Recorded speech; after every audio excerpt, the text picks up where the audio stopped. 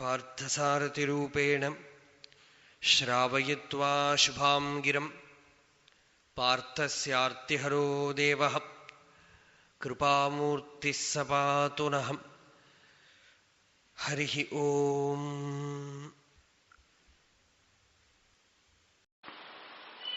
ഈ അധ്യായം ഭഗവാന്റെ പ്രകൃതിയെ, സത്വ രജോ, സത്വം രജസ് തമസ് എന്നുള്ള 3 ഗുണങ്ങള് ചേർന്നതാണ് പ്രകൃതി, നേച്ചർ. നമ്മളുടെ ശരീരം, മനസ്സ്, പുറത്തുള്ള ലോകം, ഇതിലൊക്കെ തന്നെ ഈ 3 ഗുണങ്ങളുടെയും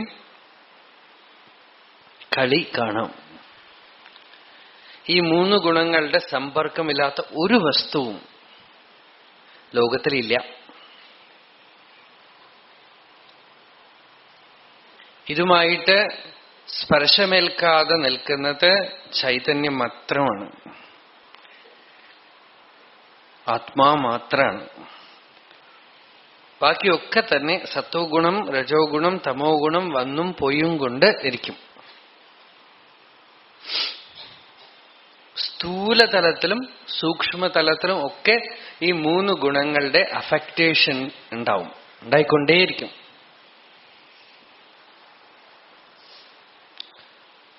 സത്വഗുണം വരുമ്പോ ധ്യാനം, ഭക്തി അല്ലെങ്കിൽ ത്യാഗം ഒക്കെ ഉണ്ടാവും.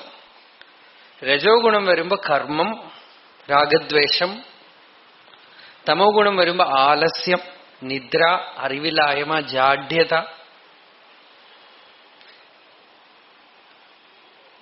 സത്വഗുണത്തിന്റെ പ്രാമുഖ്യം ശരീരത്തിലുള്ളപ്പോ കഫം, രജോ ഗുണത്തിന്റെ പ്രാമുഖ്യം ശരീരത്തിലുള്ളപ്പോ വാദമാണോ പിത്താണോ?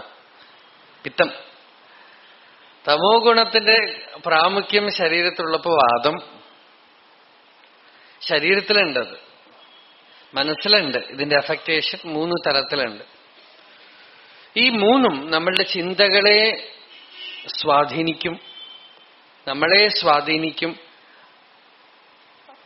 അതുകൊണ്ട് തന്നെ നമുക്ക് പുറം വിഷയങ്ങളെ മാത്രമേ കാണാനൊക്കെയുള്ളൂ. സാത്വികമായ വസ്തുക്കൾ നമുക്ക് മനസ്സിലാവും നമ്മൾ സത്വഗുണത്തിലുള്ളപ്പോ. രാജസികമായ വസ്തുക്കൾ നമ്മൾ രസിക്കും രജോ ഗുണത്തിലുള്ളപ്പോ. താമസമായ വസ്തുക്കൾ നമ്മൾ രസിക്കും തമോ ഗുണമുള്ളപ്പോ. സത്വഗുണമുള്ളപ്പോ നമുക്ക് അമ്പലത്തിൽ പോയി വിളക്ക് കൊളുത്തി കണ്ടു, ഭക്തിയൊക്കെ കണ്ടു, സ്തോത്രമൊക്കെ കാണുമ്പോൾ ഒരു സുഖം. രജോ ഗുണത്തിലുള്ളപ്പോ ഒരു ആക്ടിവിറ്റി, ഒരു ഉത്സാഹം. മമ്മേട്ടിയൊക്കെ എടുത്തോണ്ട് പുറകുവശത്ത് പോയി കിളച്ച് മറിച്ച് അല്ലെങ്കിൽ കളിക്കുക, അതൊക്കെ തോന്നും. തമോ ഗുണമുള്ളപ്പോ കിടക്ക കാണുമ്പോ ഒരു സുഖം, പായ കണ്ട ഒരു സുഖം. ഊണ് വയറ്റിൽ പോയി കഴിഞ്ഞാൽ കിടക്കാനൊരു സുഖം എന്ന് പറയണ പോലെ തമോ ഗുണം തോന്നുമ്പോ അതൊക്കെയാണ് സുഖം തോന്നുക. പ്രസംഗത്തിന്, സത്സംഗത്തിന് വരുമ്പോ സത്വഗുണമാണെങ്കിൽ നല്ല ഉത്സാഹത്തോടെ ഇങ്ങനെ ഇരിക്കും. രജോ ഗുണമാണെങ്കിൽ ഡിസ്റ്റർബ്ഡ് ആയിട്ടിരിക്കും. തമോ ഗുണമാണെങ്കിൽ തൂണ് എവിടെ ഉണ്ടാകുന്ന നോക്കും.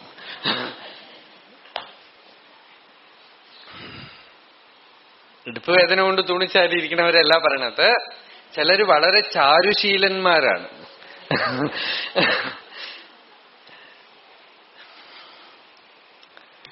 ഈ 3ഉം നമ്മളുടെ സ്വാഭാവികമായ സ്ഥിതിയെ അറിയാൻ തടസ്സമാണ് എന്നാണ് ഭഗവാൻ പറഞ്ഞത്. ത്രിബിർ ഗുണമയേർഭ. ഇത് 3ഉം ആത്മാവിൽ തോന്നുന്നതാണ്.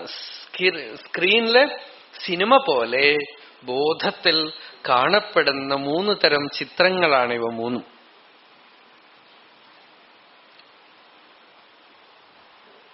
ഏചൈവ സാത്വികാഭാവാഹ രാജസാഹ താമസാശ്രയേ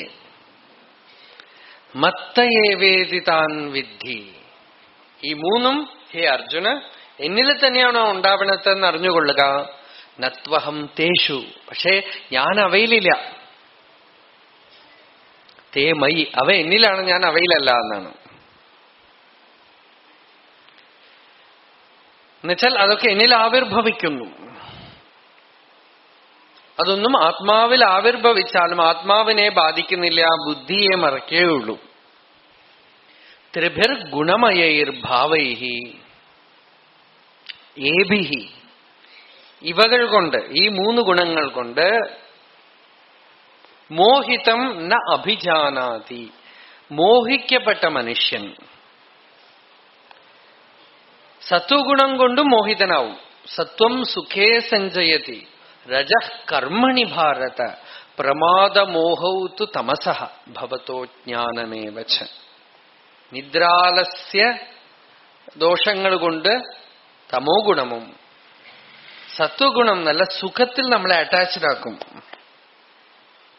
രജോ ഗുണം നമ്മളെ കർമ്മത്തിൽ അറ്റാച്ച്ഡ് ആക്കും, തമോ ഗുണം നമ്മളെ നിദ്ര, ആലസ്യം, ജാഡ്യം, ഈ 3 കൊണ്ടും എഫക്ട് ചെയ്യും.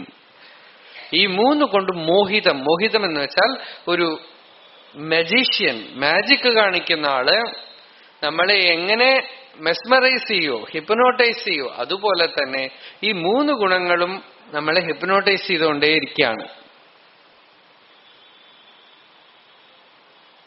എന്നാ അഭിജാനാതി, അതുകൊണ്ട് എന്താ, ഉള്ളത് പടിയെ അറിയുന്നില്ല. എന്തിനെ അറിയുന്ന? മാം ന അഭിജാനാതി എന്ന് വെച്ചാൽ ആത്മാവിനെ അറിയണില്ല. നമ്മളെക്കുറിച്ച് ഉള്ള അറിവ് 3 ഗുണങ്ങൾ കൊണ്ട് കറപ്റ്റഡ് ആണ്. Corrupted by goodness, corrupted by activity, corrupted by laziness. 3 corruption ഉണ്ട് നമ്മളില്. നമ്മളെ കുറിച്ച് അറിയണത് നമ്മളുടെ മൂഡ്സ് ആണ്. നമുക്ക്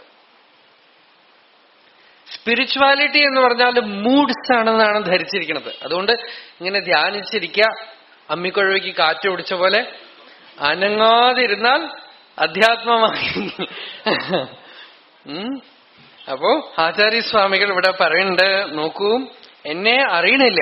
ത്രിഭിഹി ഗുണമയൈഹി രാഗദ്വേഷ മോഹാദി പ്രകാരൈഹി പദാർത്ഥൈഹി പ്രാണിജാതം ജഗത് മോഹിതം അവിവേകിതാം ആപാദിതം എന്ന് വെച്ചാൽ അവരുടെ ഉള്ളിലുള്ള വിവേകം എന്ന് പറയുന്ന ഒരു അദ്ഭുത ശക്തി അത് പ്രവർത്തിക്കണില്ല എന്നാണ്.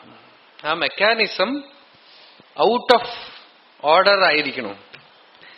മനുഷ്യൻ എന്ന് പറഞ്ഞാൽ വിവേകത്തിന്റെ പേരാണ് മനുഷ്യൻ, ശരീരത്തിന്റെ പേരല്ല.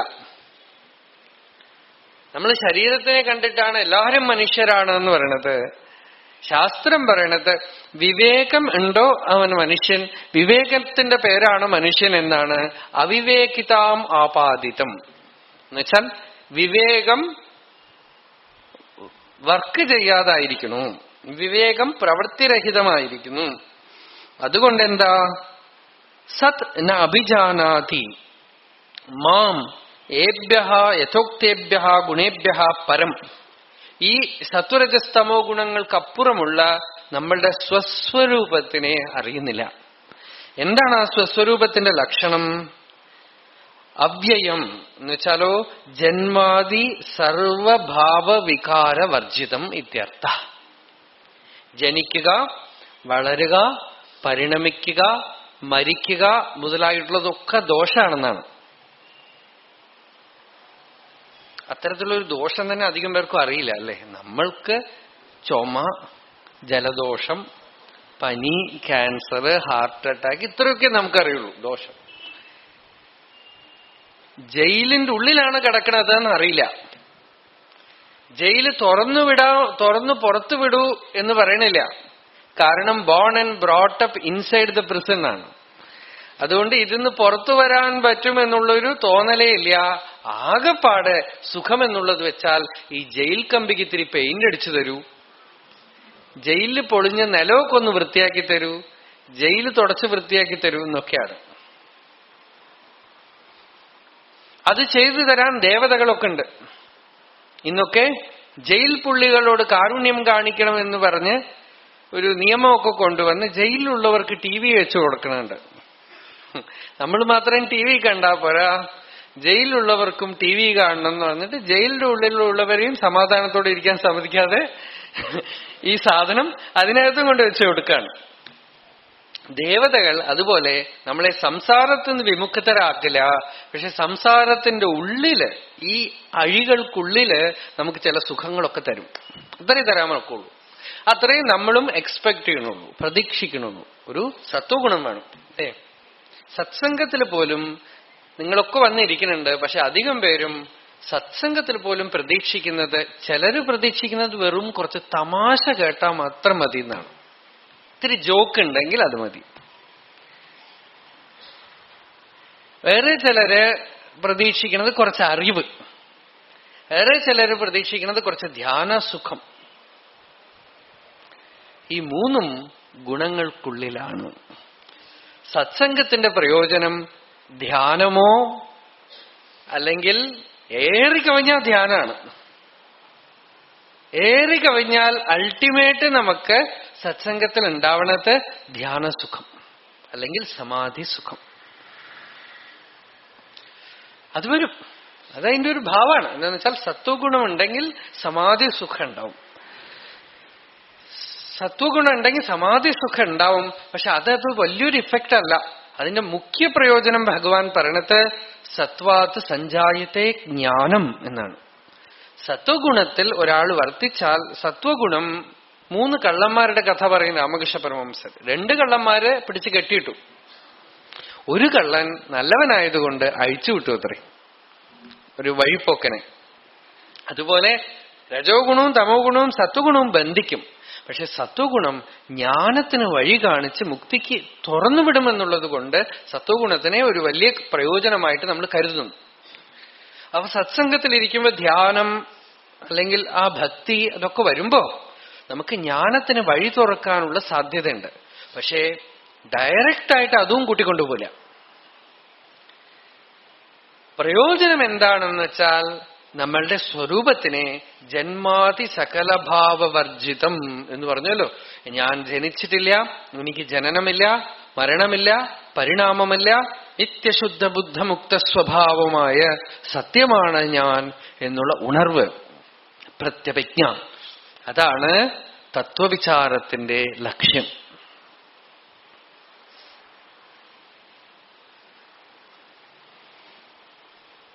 അതൊന്നു വന്നാൽ മാത്രമേ ഈ ഊരാ കൊടുക്കുന്നും പുറത്തേക്ക് പോവുള്ളൂ. ആ ജ്ഞാനം ഉണ്ടാവുമ്പോഴാണ് സംസാര വിമുക്തി എന്നുള്ളത് ഉണ്ടാവുന്നത്. ഈ ജ്ഞാനം കൂടാതെ 33 ദേവതകളെയും നമുക്ക് ആരാധിക്കാം, സകല വർണ്ണത്തിലും ഭസ്മവും കുറിയും മാലയും ഒക്കെ ധരിക്കാം, ഗൃഹസ്ഥൻ സന്യാസി വേഷം കെട്ടാം, പേര് മാറ്റിയിട്ട് എന്തെങ്കിലും സന്യാസ പേര് വെക്കാം, വീട്ടിൽ താമസിക്കുന്നതിന് പകരം ആശ്രമത്തിൽ താമസിക്കാം, ഹിമാലയത്തിൽ താമസിക്കാം. ഇതൊക്കെ മോഹമാണ്. ഇതൊക്കെയാണ് ഭഗവാൻ വേണം മോഹിതം എന്ന് പറയുന്നത്. ആ മോഹം തീരാൻ വേണ്ടി നിങ്ങൾ ഒന്ന് യാത്ര ചെയ്ത് നോക്കിക്കോളൂ, ഗുഹയിൽ പോയി നോക്കിക്കോളൂ, ഹിമാലയത്തിൽ പോയി. ജ്ഞാനികൾ എവിടെയും കാണും, അതേസമയം അജ്ഞാനികളും കാണും.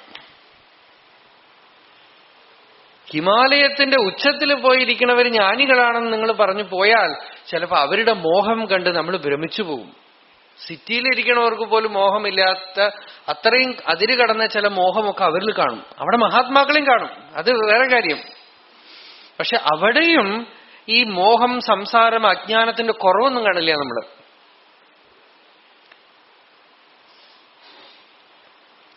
അപ്പൊ ഈ മോഹനിവൃത്തി, അജ്ഞാന നിവൃത്തിയാണ് അധ്യാത്മം കൊണ്ട് സാധിക്കേണ്ടത്. അല്ലാതെ കരിഷ്മാറ്റിക് അറ്റൈൻമെന്റ്സ് അത് വരികയും പോവുകയും ചെയ്യും.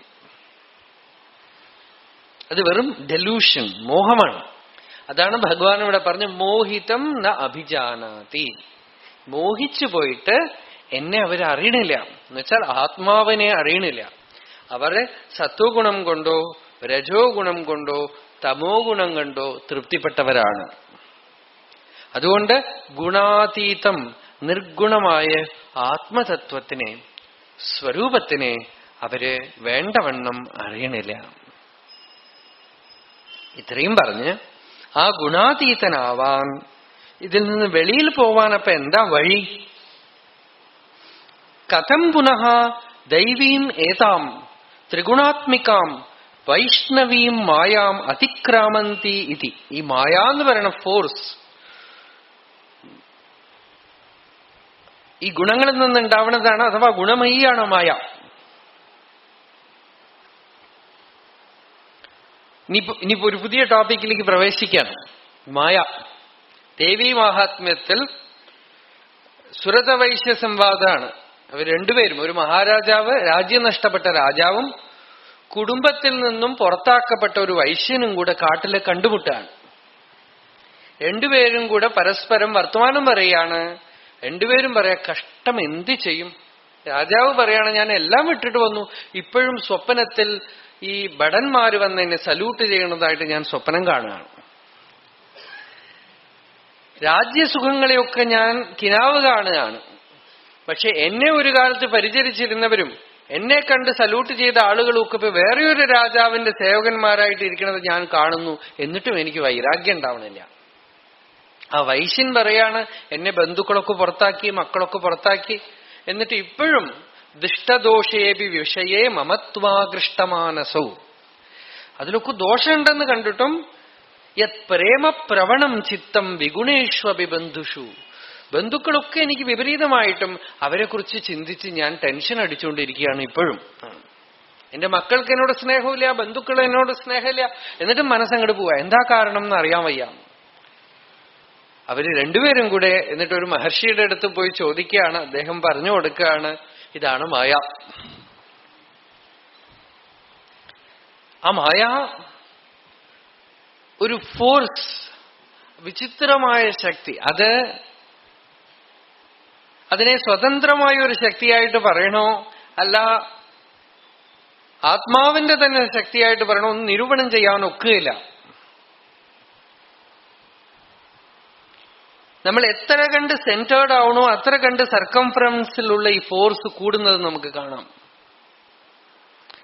എത്ര കണ്ട് സെന്ററിലേക്ക് പോകണോ അത്ര കണ്ട് സർക്കംഫറൻസിലുള്ള ഫോഴ്സിന് ബലം വയ്ക്കും. ആ മായ എന്ന് പറയുന്ന ശക്തി വേദാന്തികൾ ഏതൊന്നും ഇല്ലാത്തതാണോ അതാണ് മായ എന്നൊക്കെ പറയും. വാസ്തവത്തിൽ ആ മായ ഒരു നെഗറ്റീവ് ഫോഴ്സോ നെഗറ്റീവ് പവറൊന്നും അല്ല. അത് പ്രകൃതി തന്നെയാണ്, പ്രകൃതിയുടെ ശക്തി തന്നെയാണ്. അത് ദൈവീയാണ്. ഗീതയിൽ ഇവിടെ പറഞ്ഞ ദൈവീ ശക്തിയാണത്. അതുകൊണ്ടാണ് നമ്മളതിനെ മഹാമായ, ജഗദീശ്വരി എന്നൊക്കെ പറയണത്. എന്നുവെച്ചാൽ അവൾ എപ്പോ, രാമകൃഷ്ണ പരമഹംസർ പറയും, എപ്പോ അവള് ക്ലിയറൻസ് തരണോ അപ്പോഴേ പുറത്തു പോകാൻ പറ്റുള്ളൂ. ഉങ്ക ഡിപ്പാർട്ട്മെന്റ് താൻ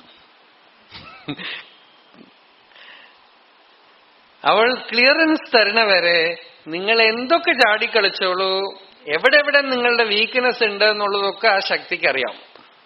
it is an intelligent force which is in charge of everything other than the self. ആത്മനിഷ്ഠനായ യോഗി അവളെ അറിയുന്നേയില്ല. ആത്മാവിൽ നിന്നും ഒരു ക്ഷണനേരത്തേക്ക് പുറത്തേക്ക് കാലുവെച്ചാൽ ആ ശക്തിയുടെ മണ്ഡലമാണ്.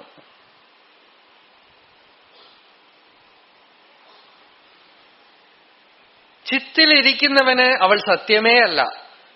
ചിത്തിൽ നിന്നും പുറത്തേക്ക് തിരിഞ്ഞാൽ ചിദഗ്നികുണ്ഡ സംഭൂതായൈ നമഃ, രാഗസ്വരൂപ പാഷാഢ്യായൈ നമഃ, ദേവകാര്യ സമുദ്യതായൈ നമഃ. അല്ലേ, രാഗം എന്ന് പറയുന്ന കയറ് പിടിച്ചുകൊണ്ടിരിക്കുകയാണെന്നാണ് ആ മഹാശക്തിയെ. മഹാമായ വിശ്വം ഭ്രമയതി പരബ്രഹ്മ മഹിഷി.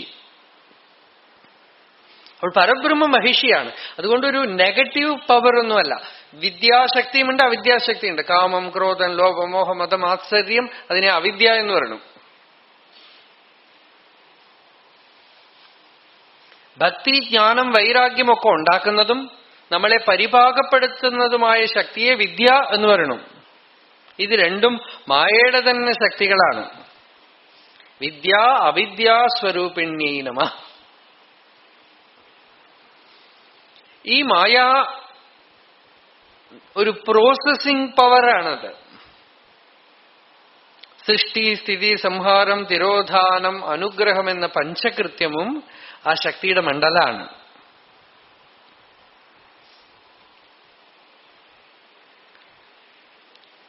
ആ മായയാണ് ഇപ്പൊ നമുക്ക് വിഷയം. ഇപ്പൊ പുതിയ ടോപ്പിക്കില് നമ്മൾ സംസാരത്തിലിരിക്കുന്നു, കുടുംബത്തിലിരിക്കുന്നു, വ്യവഹരിക്കുന്നു പറയുമ്പോൾ ആ ശക്തിയുടെ മണ്ഡലമാണിത്. ഓർത്തുകൊള്ള, ശക്തിയുടെ മണ്ഡലമാണ്. ഒരിക്കൽ രമണ ഭഗവാന്റെ മുമ്പിൽ വെച്ച് കുറെ ഭക്തന്മാർ തമ്മിലുള്ള കോൺവെർസേഷനാണ്. ഒരാൾ പറഞ്ഞു ശക്തിയില്ലെങ്കിൽ ശിവമില്ല, വേറെ ഒരാൾ പറഞ്ഞു ശിവമില്ലെങ്കിൽ ശക്തിയില്ല. Without she there is no he, without he there is no she. അവസാന ശക്തിക്കാര് ഒന്ന് തലതൂക്കി. അവര് പറഞ്ഞു ഷീയുടെ ഉള്ളിൽ ഹീ ഉണ്ട്, ഹീയിൽ ഷീ ഇല്ല എന്നാണ്. SHE എന്നിട്ടാൽ അതിനകത്ത് ഹീ ഇസ് ഇൻക്ലൂഡഡ്. ഷീ ഇട്ടാൽ അതിനകത്ത് ഹീ ഉള്ളിൽ കയറി. ശക്തിയുടെ ഉള്ളിൽ ശിവമുണ്ട്, ഹീയിൽ ഷീ ഇല്ല. അപ്പോ അവസാനം ഭഗവാൻ രമണ ഭഗവാന്റെ അടുത്ത് ചോദിച്ചു, ഭഗവാനെ ഇങ്ങനെയാണ് ഇപ്പൊ തീരുമാനം, ഷീയുടെ ഉള്ളിൽ ഹീ ഉണ്ട്. അപ്പൊ ഭഗവാൻ പറഞ്ഞു ശരിയാണ്, ഒരു വിധത്തിൽ ശക്തിയുടെ ഉള്ളിൽ ശിവമുണ്ട്, പക്ഷേ ഹീ തനിയെ നിൽക്കും, ഷീ തനിയെ നിൽക്കില്ല എന്നാണ്. ഹീ ഇത് കൂടാതെ നിൽക്കുന്നു, അത് തനിയെ നിൽക്കില്ല.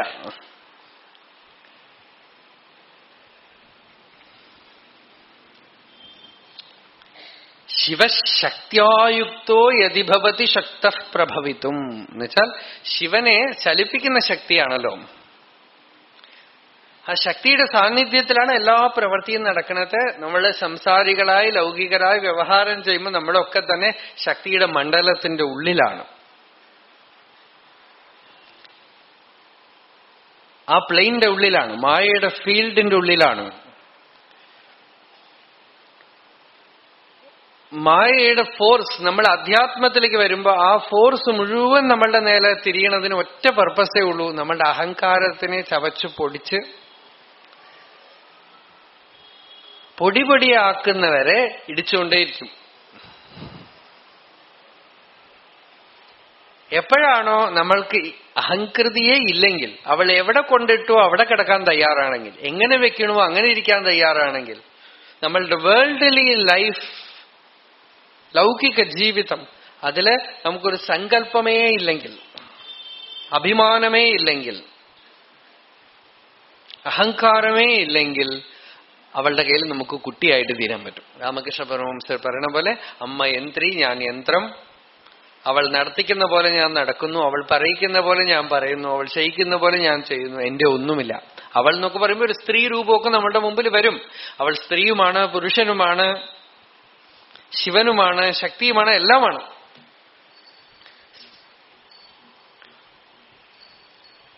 അവൾ എന്നൊക്കെ സ്ത്രീലിംഗത്തിൽ പറയണത് കൊണ്ട് ഭ്രമിച്ചു പോണ്ട. സ്ത്രീ പുരുഷനൊന്നുമുള്ള അർത്ഥത്തിലല്ല പറയണത്. ഈശ്വരന്റെ ശക്തി, ഈശ്വരനിൽ നിന്നും വ്യതിരിക്തമല്ലാത്തതായ ഈശ്വരന്റെ ശക്തിവിശേഷം, ആ ശക്തിവിശേഷത്തിന്റെ മണ്ഡലമാണ് പ്രകൃതി എന്ന് പറയണത്. അതിനകത്തിരിക്കുമ്പോ നമ്മള് ആ ശക്തിയെ അംഗീകരിച്ചുകൊണ്ട് വേണം ഇരിക്കാൻ. ആ ശക്തിയെ അംഗീകരിക്കുമ്പോ അഭിമാനമില്ലാതെ അതിന് വഴങ്ങിക്കൊടുത്തുകൊണ്ടിരുന്നാൽ അവൾ മറുകര കൊണ്ട് എത്തിക്കും. ഭോഗാപവർഗപ്രദായിനി എന്നാണ്. ഈ ജീവന് ഭോഗത്തിനുള്ള യോഗം ഉണ്ടെങ്കിൽ ഭോഗം കൊടുക്കും, അവസാനം വൈരാഗ്യം കൊടുക്കും. അപവർഗപ്രദായിനിയാണ്. ഇവന് ഭോഗത്തിന് യോഗം ഇല്ലെങ്കിൽ അവന് വൈരാഗ്യം ഡയറക്റ്റായിട്ട് കൊടുക്കും, ജ്ഞാനം കൊടുക്കും. ശിവജ്ഞാനപ്രദായിനി. ഈ മായയെ ഞാൻ എന്റെ വിൽ പവർ കൊണ്ട് കടക്കാമെന്ന് പറഞ്ഞാൽ പക്വമാവുകയില്ല, ഞെക്കിപ്പഴിപ്പിക്കാൻ പറ്റില്ല എന്നർത്ഥം. ഞെക്കിപ്പഴിപ്പിക്കാൻ ഒക്കെയില്ല. മായയുടെ ഫീൽഡ് എന്താ? ബാഹ്യലോകം, ശരീരം, മനസ്സ്, ഇതൊക്കെ അവളുടെ മണ്ഡലമാണ്. ജാഗ്രത്, സ്വപ്നം, സുഷുപ്തി, ഈ അവസ്ഥകളൊക്കെ അവളുടെ മണ്ഡലങ്ങളാണ്. നമ്മളുടെ ഉള്ളിലുള്ള നാഡി, നരമ്പുകള്, ഇതൊക്കെ അവളുടെ മണ്ഡലങ്ങളാണ്. അഹങ്കാരം അവളുടെ ബൈന്ധവസ്ഥാനമാണ്. അവിടെ വെച്ചുകൊണ്ടാണ് അവൾ അഹങ്കാര രൂപിണി.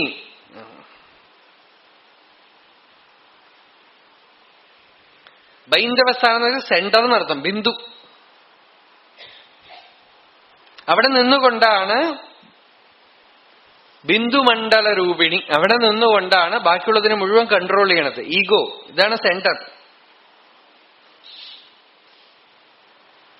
അവിടെ നിന്നും മനസ്സിന്റെ രൂപത്തിൽ നിൽക്കുന്നതും മായയാണ്.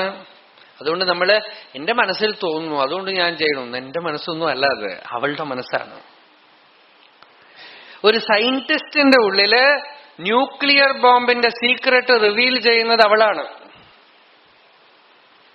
ആ ശക്തിയാണ്.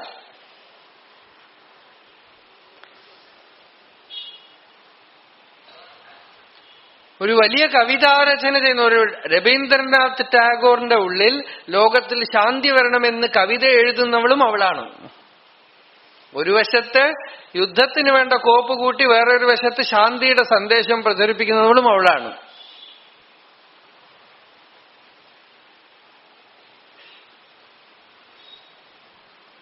എല്ലാം അവളുടെ രൂപമാണെന്ന് വരുമ്പോൾ വളരെ വിചിത്രമാണ്. നമ്മൾക്കൊരു സമയത്ത് തത്വജിജ്ഞാസ വേണം, സത്സംഗം വേണം, ആത്മജ്ഞാനം വേണം എന്ന് തോന്നിപ്പിക്കുകയും അതിന് യോഗ സാധന ചെയ്യൂ, അല്ലെങ്കിൽ ജപം ചെയ്യൂ, അല്ലെങ്കിൽ പ്രാണായാമം ചെയ്യൂ, ഉപനിഷത്ത് പഠിക്കൂ, വേദാന്തം പഠിക്കൂ, ഇന്ന സാധന ചെയ്യൂ എന്നൊക്കെ പറഞ്ഞ് നമ്മളുടെ ഉള്ളിൽ ഒരു സമയത്ത് ഒരു സാധന തോന്നിപ്പിക്കുകയും അത് കഴിഞ്ഞു കഴിഞ്ഞാൽ അതിൽ നിന്ന് വിടുവിച്ച് വേറെ ഒന്ന് ചെയ്യിപ്പിക്കുകയും നമ്മൾക്കൊരു ഗുരുവിനെ കാണിച്ചു തരികയും നമ്മൾക്ക് ജ്ഞാനത്തിന് വഴി നിവൃത്തി ഉണ്ടാക്കി തരികയും ഒക്കെ ചെയ്യുന്ന ശക്തി യാ മുക്തിഹേതു അവിചിന്യ മഹാവ്രതാത്വം അഭ്യസ്യസേ സുനിയതേന്ദ്രിയ തത്വസാരൈഹി മോക്ഷാർത്ഥിഭിർ മുനിഭിരസ്തസമസ്തദോഷൈഹി വിദ്യാസി സാ ഭഗവതി പരമാഹി മായ. അതും അവളാണ്. ആ ശക്തിയെ നമ്മൾ അംഗീകരിച്ചു കഴിയുമ്പോൾ ശിവന്റെ തന്നെ രൂപമായ ആ ശക്തി, ശിവനിൽ നിന്ന് അന്യമല്ലാത്തതായ ശക്തി, ആത്മാവിൽ നിന്നും പുറപ്പെടുന്ന അദ്ഭുതമായ ഒരു ഫോഴ്സ്, ഉളത് ഉനിൽ അളത് ഇല അതിശയ ശക്തി. രമണ ഭഗവാൻ അരുണാചല അഷ്ടകത്തിൽ പറഞ്ഞു, ഉള്ളിലുള്ള കേവല നിർമ്മല ചിത്തായ വസ്തുവിൽ നിന്നും അലത് ഇല അന്യമല്ലാത്തതായ ഒരു അതിശയ ശക്തി പുറപ്പെടുന്നു. ഉളത് ഉനിൽ അലത് ഇല അതിശയ ശക്തി. ആ ശക്തി തന്നെയാണ് മനസ്സിന്റെ രൂപം എടുത്തു കഴിയുമ്പോൾ സത്വഗുണമായിട്ടും രജോ ഗുണമായിട്ടും തമോ ഗുണമായിട്ടും ഒക്കെ മാറണത്.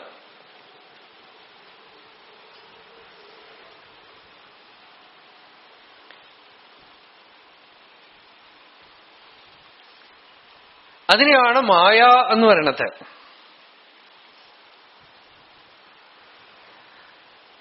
മായ തന്നെയാണ് ഈശ്വരൻ. ബ്രഹ്മത്തിന്റെ പേരല്ല ഈശ്വരൻ. നമ്മൾ ഈശ്വരൻ എന്നൊക്കെ പറഞ്ഞ് നമസ്കരിക്കുമ്പോൾ മായയാണ് നമസ്കരിക്കണത്, അതിന്റെ വിദ്യാരൂപത്തിലുള്ള മായയാണ് നമസ്കരിക്കണത്, ബ്രഹ്മത്തിനെ അല്ല. കാരണം നമുക്ക് ഈശ്വരൻ എന്ന് പറയുമ്പോൾ എന്തൊക്കെ വേണം? കാരുണ്യം വേണം, മാതൃത്വം വേണം, നമ്മളെ സംരക്ഷിക്കണം, നമ്മളുടെ നല്ല ആഗ്രഹങ്ങളെയൊക്കെ പൂർത്തിയാക്കി തരണം. ചീത്ത ആഗ്രഹങ്ങൾ നമ്മൾ അറിയാതെ ആഗ്രഹിച്ചാലും നടത്തി തരാൻ പാടില്ല, അല്ലേ? നമ്മൾ ആഗ്രഹിക്കുക ഏടാകൂടൊക്കെ അതൊന്നും സാധിച്ചു തരാൻ പാടില്ല. നമുക്ക് ഹിതമായിട്ടുള്ളതൊക്കെ ചെയ്യണം. അങ്ങനെയൊക്കെ ചെയ്യാൻ ഒരു ശക്തിയുണ്ടോ? എന്തുകൊണ്ട് ശക്തിയില്ല? നിങ്ങൾ ജനിക്കുമ്പോൾ നിങ്ങൾക്കൊരു അച്ഛനും അമ്മയും ഉണ്ട്. ആ അച്ഛനും അമ്മയും നിങ്ങൾ ചോദിച്ചിട്ട് വന്നതല്ല. അവരുടെ ഉള്ളിൽ ഈ അറിവൊക്കെ സ്പോണ്ടേനിയസ് ആയിട്ടുണ്ട്. അപ്പൊ നിശ്ചയമായിട്ടും ഇത് വെറും റിഫ്ലക്ഷൻ ആണ്. ഇതിന്റെ ബിംബമായിട്ടുള്ള ഒരു ശക്തി പൂർവ്വം ഉണ്ടാവണം. പ്രപഞ്ചം മുഴുവൻ നിഴലാണ്, അതിന്റെ ബിംബമാണ് നമ്മൾ പറയുന്ന മായാ ഈശ്വരൻ ഒക്കെ. ആ ഈശ്വരൻ അച്ഛനും ആണ്, അമ്മയും ആണ്. ഗതിർ ഭർത്ത പ്രഭു സാക്ഷി നിവാസ ശരണം സുഹൃത് പ്രഭവ പ്രളയസ്ഥാനം നിദാനം ബീജം അവ്യയം. ഗതിയാണ്, ഭർത്താവാണ്, പ്രഭുവാണ്, സാക്ഷിയാണ്, അമ്മയാണ്, അച്ഛനാണ്, സംരക്ഷണ ശക്തിയാണ്, ജ്ഞാനശക്തിയാണ്, ചിത്ശക്തിയാണ്, എല്ലാമാണ്. ഇതാണ് സഗുണമായ ദൈവം എന്നൊക്കെ പറയുമ്പോൾ, സഗുണ ബ്രഹ്മം എന്ന് പറയുമ്പോൾ അതിന് ഇത്ര അധികം ഡയമെൻഷൻസ് ഉണ്ട്. വെറുതെ ഉപനിഷത്തിലെ നിർഗുണം നിരാകാരം എന്ന് പറഞ്ഞാൽ നമുക്കൊന്നും മനസ്സിലാവില്ല. അനുഭവ മണ്ഡലത്തിലേക്ക് ഇറങ്ങിപ്പോകുമ്പോ 1000 അമ്മമാരും 1000 അച്ഛന്മാരും 1000 ഏട്ടന്മാരും ഭർത്താക്കന്മാരും ഭാര്യമാരുടെ ഒക്കെ സോഴ്സായിട്ടുള്ള ഒരു മൂലവസ്തു, എല്ലാ സത്വഗുണങ്ങളുടെയും മൂലവസ്തു, അതേസമയം എല്ലാ രജോ ഗുണങ്ങളുടെയും മൂലവസ്തു. അതിൽ നിന്നും എത്ര വലിയ വലിയ കർമ്മഠന്മാരെയും ഉണ്ടാക്കാൻ പറ്റും. തമോ ഗുണത്തിന്റെയും മൂലവസ്തു, എത്ര വലിയ ഹിറ്റ്ലറും ഹിരണ്യകശിപുവും ഒക്കെ വെറും തുച്ഛം. ഇനി വേണമെങ്കിൽ വിചാരിച്ചാൽ എന്തൊക്കെ ഉണ്ടാക്കാൻ പറ്റും. എല്ലാത്തിന്റെയും പിറപ്പിടമായ ആ ശക്തിയെ സത്വഗുണരൂപത്തിൽ നമ്മള് ഉപാസിക്കുമ്പോ ഈശ്വരൻ എന്ന് പറഞ്ഞ് ശരണാഗതി ചെയ്യണം.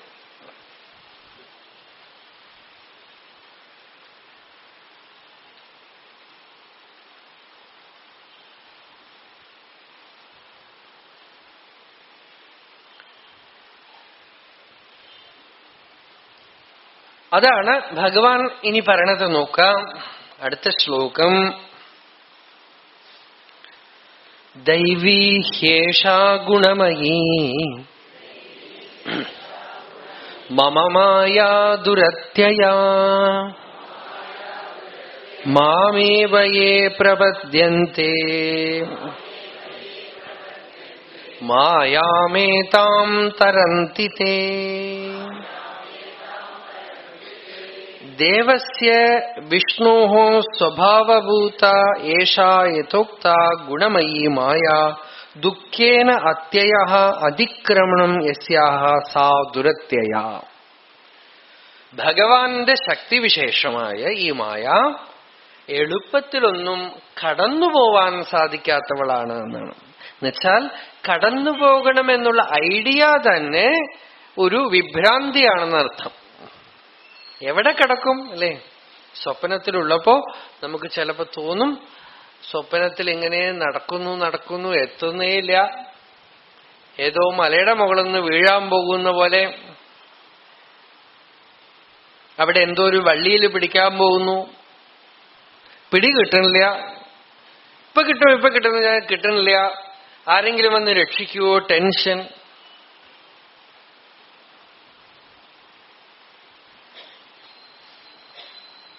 ചിലർക്ക് പരീക്ഷ സ്വപ്നമാണ്. ഒരുപാട് പേര് പറഞ്ഞിട്ടുണ്ട്. എപ്പോഴും പരീക്ഷ വരണ പോലെ സ്വപ്നം കാണും ഞാൻ. വരികയില്ല പരീക്ഷ, ഇതുവരെ വന്നിട്ടില്ല. അതിനു മുമ്പ് എഴുന്നേക്കുക. ഇപ്പൊ വരും പരീക്ഷ. സ്കൂളിൽ പഠിക്കുന്നവർക്കൊക്കെ അതൊരു പേടി സ്വപ്നമാണ് പരീക്ഷ. ഇപ്പൊ പരീക്ഷ വരും. ആ പരീക്ഷ എഴുതി ജയിച്ചിട്ട് വല്ല കാര്യമുണ്ടോ? ജയിക്കണോ? ഒന്നുമില്ല. എഴുന്നേറ്റാൽ അത് പോയി. അതുപോലെ ഈ മായ ദുരത്യയ എന്നാണ്. അതിനെ കടക്ക എന്ന് പറയണത് അങ്ങനെ ഒരു സ്ഥിതി ഉണ്ടെന്ന് എന്റെ അടുത്ത് ആര് പറഞ്ഞു തന്നു എന്നാണ്. ദൈവീ ഹ്യേഷ ഗുണമയി. അവൾ ഗുണമയിയാണ്. സത്വ രജസ് തമസ് എന്നുള്ള 3 ഗുണങ്ങളോടും കൂടിയവളാണ്. സർവ ആ ഗുണമയായ മായ ദുരത്യയ, അവളെ എളുപ്പത്തിലൊന്നും കടന്നു പോവാൻ സാധിക്കില്ല. ഭഗവാൻ നാരായണനും നാരദ മഹർഷിയും കൂടെ ഒരു ദിവസം ഇങ്ങനെ നടന്നു പോവാണ്. നല്ല വെയില്, പ്രസിദ്ധമായ കഥയാണെന്ന്. അപ്പൊ നാരദൻ നാരായണനോട് ചോദിച്ചു, ഈ മായ എന്താണെന്ന് ചോദിച്ചു. ഭഗവാൻ പറഞ്ഞു, എന്തിനാ നാരദ ഈ മായയൊക്കെ അറിയാൻ ശ്രമിക്കണത്? ബ്രഹ്മത്തിനെ അറിഞ്ഞാൽ മതി. അല്ല ഭഗവാൻ, എനിക്ക് മായ ഒന്ന് പറഞ്ഞു തരുമോ എന്ന് പറഞ്ഞു. ശരി, പിന്നെ പറഞ്ഞുതരാം എന്ന് പറഞ്ഞു. പിന്നെ നടന്നു. കുറച്ചു ദൂരം പോയിട്ട് എനിക്ക് ഇത്തിരി വെള്ളം ദാഹിക്കണു, വെള്ളം കൊണ്ടുവന്ന് തരുമോ എന്ന് ചോദിച്ചു. അതിനെന്താ, കൊണ്ടുവന്ന് തരാമല്ലോ ഭഗവാനെ എന്ന് പറഞ്ഞു. ഇങ്ങനെ നടന്നു കുറേ ദൂരം നടന്നുപോയി. കുറച്ചു ദൂരം ചെന്നപ്പോ ഒരു കുടില് കണ്ടു. അവിടെ വാതില് തട്ടി. അപ്പൊ ഒരു പെൺകുട്ടി വന്ന് ഒരു ഗ്ലാസ് വെള്ളം കൊണ്ടുവന്ന് കൊടുത്തു.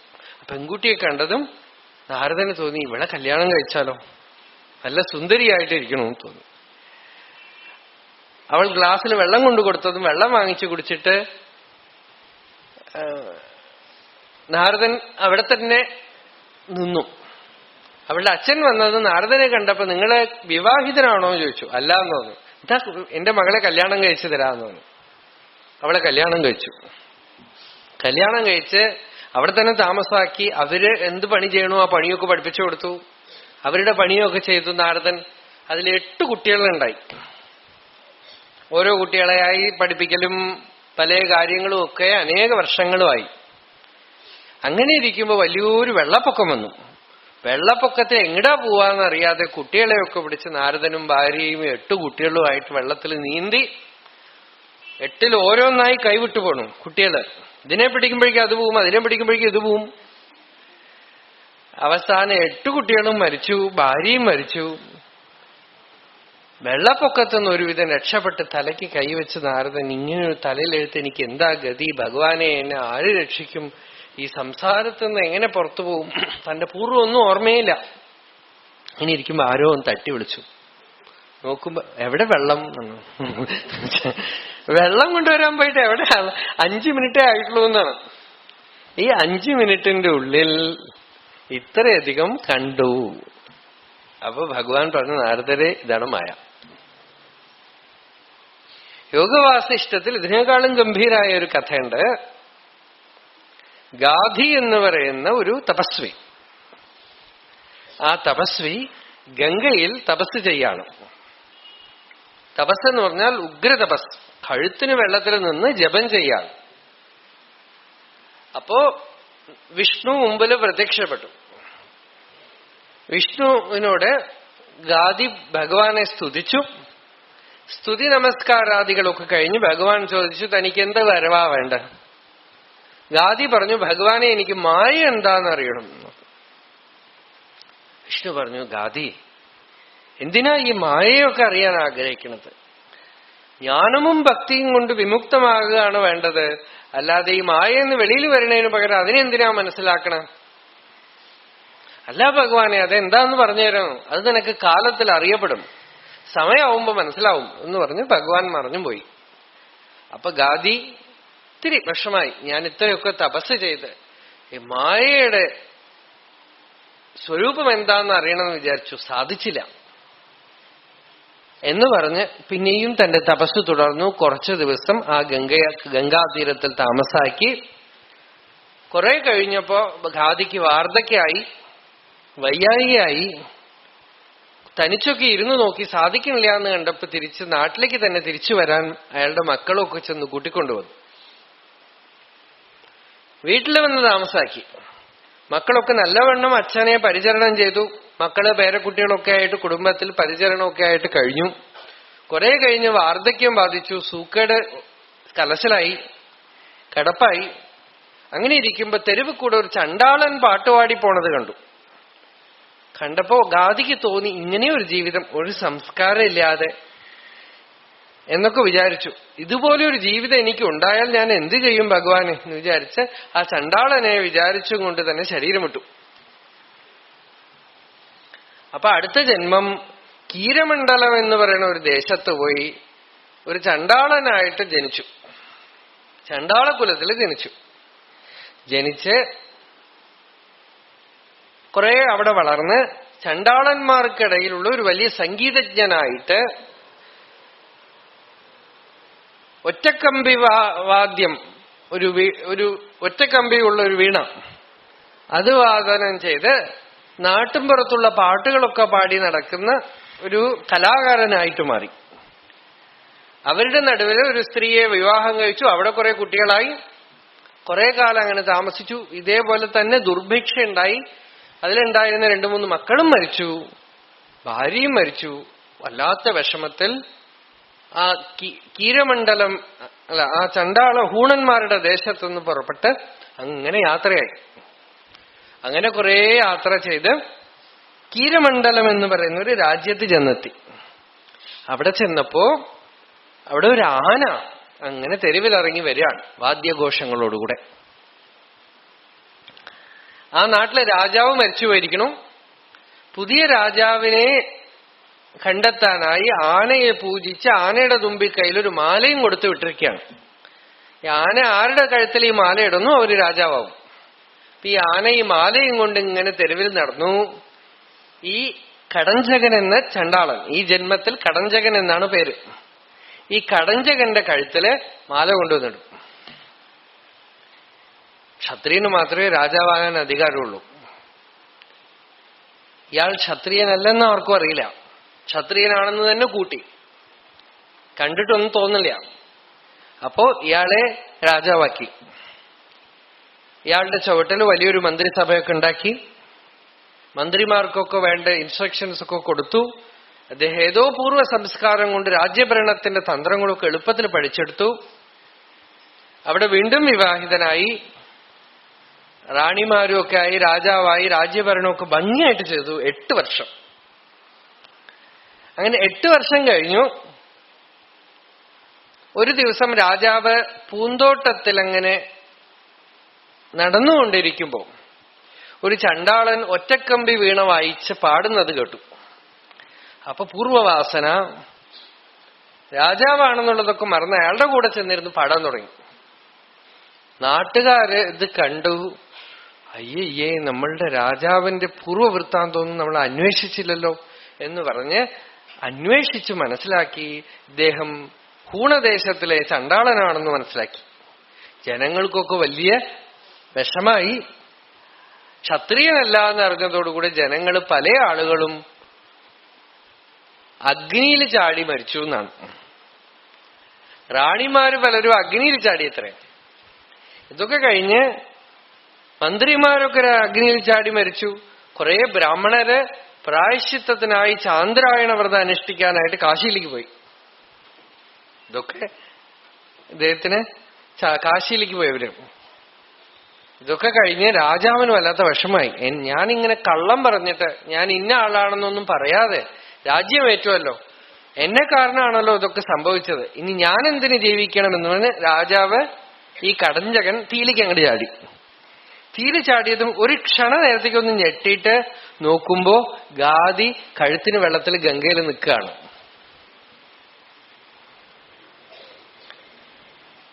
മഹാവിഷ്ണു അപ്രത്യക്ഷമായിട്ട് 1 മിനിറ്റേ ആയിട്ടുള്ളൂ. അതിന്റെ ഇടയിലാണ് കുറെ കാലം കാട്ടിലുള്ള വാസവും വാനപ്രസ്ഥം അവസാനിപ്പിക്കലും വീട്ടിലേക്ക് പോകലും സൂക്കേട് പിടിക്കലും മരിക്കലും അടുത്ത ജന്മം ചണ്ടാളനായിട്ട് ജനിക്കലും അവിടെ കുറച്ചു കാലം വസിക്കലും പിന്നെ അവിടെയൊക്കെ തന്നെ ദുർഭിക്ഷയായിട്ട് അവിടുന്ന് പോയി കീരമണ്ഡലത്തിൽ പോയി രാജാവായതും അവിടുന്ന് ചാവാൻ പുറപ്പെടുന്നതും വരെ 1 മിനിറ്റിൽ നടന്നു. അപ്പൊ ഗംഗയിൽ കഴുത്തിന് വെള്ളത്തിൽ നിൽക്കുന്ന ഗാദി തീരുമാനിച്ചു, ഭഗവാനെ, മനസ്സിനെ ചഞ്ചലപ്പെടുത്തിയാൽ ഒരു ക്ഷണനേരത്തിൽ എത്ര വലിയൊരു സ്വപ്നമാണ് ഞാൻ കണ്ടത്. ഒരു ക്ഷണനേരത്തിൽ വലിയൊരു സ്വപ്നം എന്റെ ഉള്ളിൽ കൂടെ കടന്നുപോയി. ഇനി ഞാൻ മനസ്സിനെ ചലിക്കാൻ അനുവദിക്കില്ല, എങ്ങനെയെങ്കിലുമൊക്കെ മനസ്സിനെ ഞാൻ നിശ്ചലമാക്കുമെന്ന് തീരുമാനിച്ച് സമാധി അഭ്യസിക്കാൻ നിശ്ചയിച്ച് ഗംഗയിൽ നിന്നും കരയ്ക്ക് കയറി കുടിൽ വന്നിരുന്ന് സമാധിസ്ഥനാവുമ്പോ ആരോ കനയ്ക്കണത് കേട്ടു എന്ന് പറഞ്ഞിട്ട് നോക്കുമ്പോ ഒരു അതിഥി വന്നിരിക്കുകയാണ്. ഒരു മെലിഞ്ഞുണങ്ങിയ ഒരു ബ്രാഹ്മണൻ പിടിച്ചിരുത്തി കാല് കഴുകി വല്ലാതെ ക്ഷീണിച്ചിരിക്കണു, ഭക്ഷണം കൊടുത്തു. എല്ലാം കഴിഞ്ഞ് കുശല പ്രശ്നം നടത്തുമ്പോ ഗാദി ചോദിച്ചു, അങ്ങ് എവിടുന്നാ വരണതെന്ന് ചോദിച്ചു. കാശിന്ന് വരികയാണെന്ന് പറഞ്ഞു. കാശിയാണോ അവിടുത്തെ വാസം? അല്ല, ഞാൻ കീരമണ്ഡലം എന്ന് പറയുന്ന രാജ്യത്തെ ബ്രാഹ്മണനാണ്. അവിടെ ഞങ്ങൾക്കൊരു രാജാവുണ്ടായിരുന്നു. കുറെ കാലം കഴിഞ്ഞിട്ട് അദ്ദേഹം ചണ്ടാളനാണെന്ന് ഞങ്ങൾ മനസ്സിലാക്കി. അതുകൊണ്ട് തന്നെ ചാന്ദ്രായണ വ്രതം അനുഷ്ഠിക്കാൻ കാശിക്ക് പോയിട്ട് വരികയാണ് ഞാൻ. ഗാദിക്ക് തലയും കാലും പിടികിട്ടുന്നില്ല. അപ്പൊ ഞാൻ 1 മിനിറ്റിൽ കണ്ട സ്വപ്നം ഇദ്ദേഹം ഫിസിക്കലി വന്ന് റിപ്പോർട്ട് ചെയ്യാണ്. 1 മിനിറ്റ് മുമ്പ് താൻ ഉള്ളിൽ കണ്ട സ്വപ്നമാണെന്ന് താൻ ധരിച്ച കാര്യം ഇദ്ദേഹം വെളിയിൽ വന്നിട്ട് തന്റെ അനുഭവമായിട്ട് റിപ്പോർട്ട് ചെയ്യാണ്. ഇപ്പൊ താൻ കണ്ടത് സ്വപ്നമോ ഇയാള് പറയണത് ശരിയോ, ഇപ്പൊ സ്വപ്നമോ ഏതാ സ്വപ്നം ഒന്നും പിടികിട്ടില്ല. ആ ബ്രാഹ്മണന്റെ കൂടെ പിന്നെയും ഭ്രമം നോക്കൂ പോയി അന്വേഷിച്ചു. ഹൂണദേശത്ത് പോയാൽ അങ്ങനെ ഒരു ചണ്ടാളൻ താമസിച്ചിട്ടുണ്ട്. അദ്ദേഹത്തിന് കുടുംബം ഉണ്ടായിരുന്നുണ്ട്. അവിടെ ദുർഭിക്ഷ വന്നിട്ടുണ്ട്. അവരൊക്കെ മരിച്ചിട്ടുണ്ട്. കുറെ കഴിഞ്ഞ് കുറച്ചു ദൂരം പോയി കീരമണ്ഡലത്തിൽ അങ്ങനെ ഒരു രാജ ഉണ്ടായിരുന്നുണ്ട്. കീരമണ്ഡലം എന്നൊരു ദേശമുണ്ട്. അവിടെ ഒരു രാജാവ് ഉണ്ടായിരുന്നു. അദ്ദേഹം ഇങ്ങനെയായിരുന്നു. അവിടുത്തെ ജനങ്ങൾ കുറെ പേര് മരിച്ചു. ഇതൊക്കെ ഫാക്റ്റാണ്. താനിവിടെ ഉണ്ടതാനും പഴയപടി. അപ്പൊ വീണ്ടും വിഷ്ണുവിനെ തപസ് ചെയ്ത് പ്രത്യക്ഷപ്പെടുത്തിയിട്ട് ചോദിച്ചു, ഭഗവാനെ, ഇതിലേതാ ഉണ്മ? ഭഗവാൻ പറഞ്ഞു, ഇതാണ് ഗാദി മായ. മായ എന്ന് പറഞ്ഞാൽ മനസ്സിലാക്കാൻ ശ്രമിക്കരുത് എന്നർത്ഥം. എൻ നയേന വിരുദ്ധ്യത, എന്റെ ലോജിക്കും റീസണും ഒന്നും അവിടെ ചെലവാവില്ല. പൂർവാപര ബന്ധമില്ലാത്തവളാണ് അവൾ. പാസ്റ്റ് പ്രസന്റ് ഫ്യൂച്ചർ ഒന്നും അവൾക്കില്ല. ടൈം സ്പേസ് ഒന്നും അവൾക്കില്ല. ഭഗവാൻ രമണ മഹർഷിയോട് ടോക്സിൽ ഒരിടത്ത് ചോദിക്കുന്നുണ്ട്, ഒരാൾ മരിച്ചു കഴിഞ്ഞാൽ 2 വർഷത്തിനുള്ളിൽ വേറെ ഒരിടത്ത് പോയി ജനിച്ചിട്ടുണ്ടാവുമെന്നാണ്. ഈ ഉത്തരം പറഞ്ഞാൽ നിങ്ങൾ ആകെപ്പാടെ കൺഫ്യൂസ്ഡ് ആവും. ഒരാൾ മരിച്ച് 2 വർഷത്തിനകം മറ്റൊരു സ്ഥലത്ത് പോയി ജനിച്ചിട്ടുണ്ടാവോ? അതിന് രമണ ഭഗവാൻ പറഞ്ഞ ഉത്തരം ജനിച്ചിട്ടുണ്ടാവാം, മാത്രമല്ല ചിലപ്പോ 10-75 വയസ്സുമായിട്ടുണ്ടാവും എന്നാണ്. നിങ്ങൾ എങ്ങനെ മനസ്സിലാക്കും? എങ്ങനെ അറിയും? When you see these contradictions, you know that your brain is a petty instrument.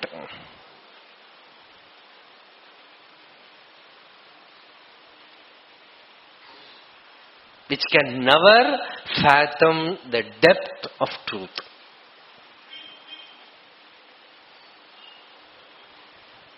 അപ്പോഴാണ് ബുദ്ധിയുടെ പരിച്ഛിന്നത, പരിമിതി, ലിമിറ്റേഷൻ നമുക്ക് മനസ്സിലാവുക. ഇത് കണ്ടു കഴിയുമ്പോ ബുദ്ധി നിശ്ചലമാവും. ഇന്ന് പാരാസൈക്കോളജിയിലൊക്കെ അവർക്ക് വലിയ പ്രശ്നം അതാണ്. പൂർവജന്മം പോലെയൊക്കെ ചിലതൊക്കെ കണ്ടെത്തുവരും.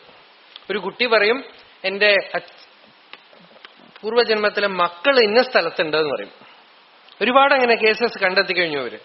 ആ കുട്ടിയും കൂട്ടിക്കൊണ്ട് ആ സ്ഥലത്ത് പോയാൽ എല്ലാം കറക്റ്റ് ആയിരിക്കും. മകന്റെ പേര്, മരുമകന്റെ പേര്, പേരക്കുട്ടിയുടെ പേരൊക്കെ പറയും. ഈ കുട്ടിക്ക് 9 വയസ്സായിട്ടുള്ളൂ. ഒരു അലമാര തുറക്കും, അതിൽ ഇന്ന സ്ഥലത്ത് ഇന്നത് വെച്ചിട്ടുണ്ടെന്നൊക്കെ പറയും. ഇങ്ങനെയൊക്കെ ഒരുപാട് അപൂർവം, റെയർ, എക്സെപ്ഷണൽ കേസസ് കണ്ടെത്തുന്നുണ്ട്. പക്ഷെ ഇവർക്ക് അവസാനം കോൺട്രഡിക്ഷൻ എവിടെയാ വരുന്നത് എന്ന് വെച്ചാൽ, ഈ കുട്ടിക്ക് 9 വയസ്സായിട്ടുണ്ടാവും, ആ മരിച്ച അമ്മയോ അച്ഛനോ 1 വർഷം മുമ്പോ 2 വർഷം മുമ്പോ മരിച്ചതായിരിക്കും. അപ്പൊ പറയേ ഇത് വേറെ എന്തോ കേസാണ്, അതിനും കണക്ഷൻ ഇല്ല. നമ്മള് ഈ ചെറിയ പരിമിതമായ ബുദ്ധിയെ വെച്ചുകൊണ്ടാണ് അപരിമിതമായ സത്യത്തിന്റെ മണ്ഡലത്തിലേക്ക് പ്രവേശിക്കാൻ ശ്രമിക്കുന്നത്. അപ്പൊ നമ്മൾ വിഡ്ഢികളാവും. വിവേകാനന്ദ സ്വാമി അടുത്ത് പറയുന്നു, God the infinite, he is brainless. He has given you little brains with which you are deluded.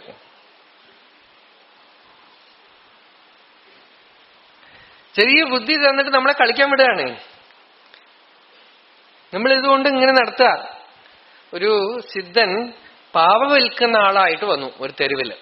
ഒരു വലിയ ബുദ്ധിശാലി, അയാളുടെ നാട് നന്നാക്കുന്ന പല ധർമ്മശാസ്ത്രങ്ങളും ഒക്കെ പറയുന്ന ആളാണ്. അയാളുടെ വീട്ടിൽ കൊണ്ടുവന്നിട്ട് പല കളിപ്പാട്ടങ്ങളും കുട്ടികൾക്കുള്ളതൊക്കെ പ്രദർശിപ്പിച്ചു. അതിൽ അയാളുടെ കുട്ടിക്ക് ഇഷ്ടപ്പെട്ടത് ഒരു കളിപ്പാട്ടം. അതെന്താന്ന് വെച്ചാൽ, അതിൽ കുറെ ദ്വാരമുണ്ട്, കുറെ ബോൾസ് ഉണ്ട്. ഈ ബോൾസ് ഇങ്ങനെ ചുറ്റി ആ ദ്വാരത്തിലിടണം. ഇതാണ് കളിപ്പാട്ടം. പക്ഷെ അതിലെന്താ പ്രശ്നം എന്ന് വെച്ചാൽ, ദ്വാരം ചെറുതും ബോള് വലുതുമാണ്. കുട്ടിക്ക് വളരെ ഇഷ്ടപ്പെട്ടു. അപ്പൊ അവരുടെ അച്ഛൻ, ഞാൻ ആദ്യം ഇട്ട് നോക്കട്ടെ എന്ന് പറഞ്ഞ് കുറെ നേരം ആ ദ്വാരത്തിനുള്ളിൽ അദ്ദേഹം ഇടാൻ എന്തെങ്കിലും വഴി ഉണ്ടാവണമല്ലോ. എന്തൊക്കെയോ വഴിയിൽ നോക്കി സാധിക്കണില്ല. അവസാനം ഈ പാവ വിൽക്കുന്ന ആളോട് ചോദിച്ചുടോ, കുട്ടികൾക്ക് വിൽക്കുന്ന സാധനം ഇത്രയധികം കോംപ്ലക്സ് ആയ എങ്ങനെ? ഇത്രയും ബുദ്ധിശാലിയായ എനിക്ക് തന്നെ ഈ ദ്വാരത്തിനുള്ളിൽ ഈ ബോൾ ഇടാൻ പറ്റണില്ല, ഈ കുട്ടിക്ക് എങ്ങനെ സാധിക്കും? അപ്പൊ അദ്ദേഹം പറഞ്ഞു, ഞാനിത് വിറ്റു എന്നല്ലാതെ ചെറിയ ദ്വാരത്തിൽ വലിയ ബോൾ ഇടാൻ പറ്റുമെന്ന് ഞാൻ പറഞ്ഞു. നിങ്ങളായിട്ട് കണക്കാക്കി ഇതൊരു വഴി ഉണ്ടാവണമെന്ന്. ഇത് നിങ്ങളായിട്ട് കണക്കാക്കിയതാ, ഞാനൊന്നും പറഞ്ഞില്ല. എന്നിട്ട് നിനക്കിട്ടു.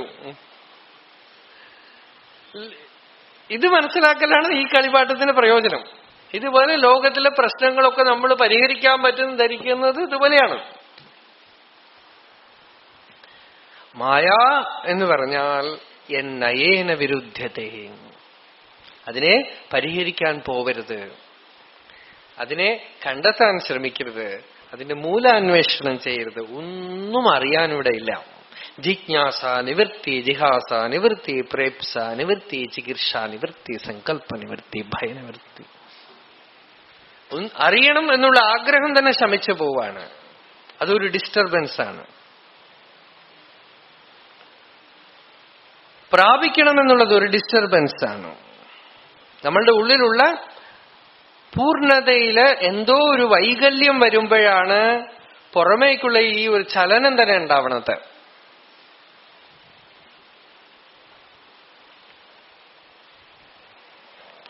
അപ്പൊ മായ ഗുണമയീമായ, ഭഗവാൻ പറഞ്ഞു ദൈവീ ഹേഷാ ഗുണമയി. മായ ദൈവി എന്ന് വെച്ചാൽ ഈശ്വരന്റെ ശക്തി വിശേഷം.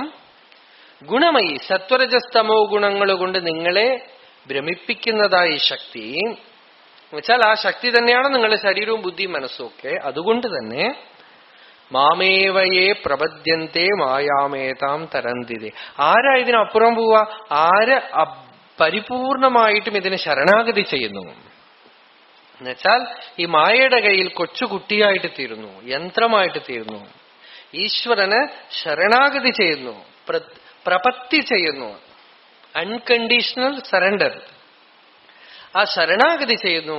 അവര് തേഷാം അഹം സമുദ്ധർത്ത മൃത്യുസംസാരസാഗരാത് ഭവാമി നചിരാത് പാർത്ഥ മയ്യാവേശിത ചേതസാം.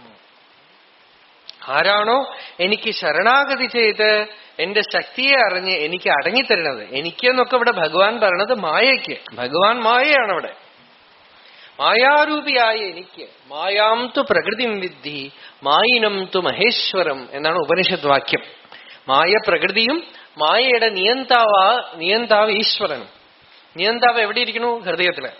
ഗീതയുടെ അവസാന വാക്കാണ് ഈശ്വര സർവഭൂതാനാം ഹൃദ്ദേശേ അർജുന തിഷ്ഠതി ഭ്രാമയൻ സർവഭൂതാനി യന്ത്രാരൂഢാനി മായയ തമേവ ശരണം ഗച്ഛ സർവഭാവേന ഭാരത തത് പ്രസാദാത് പരാം ശാന്തിം സ്ഥാനം പ്രാപ്സ്യസി ശാശ്വതം.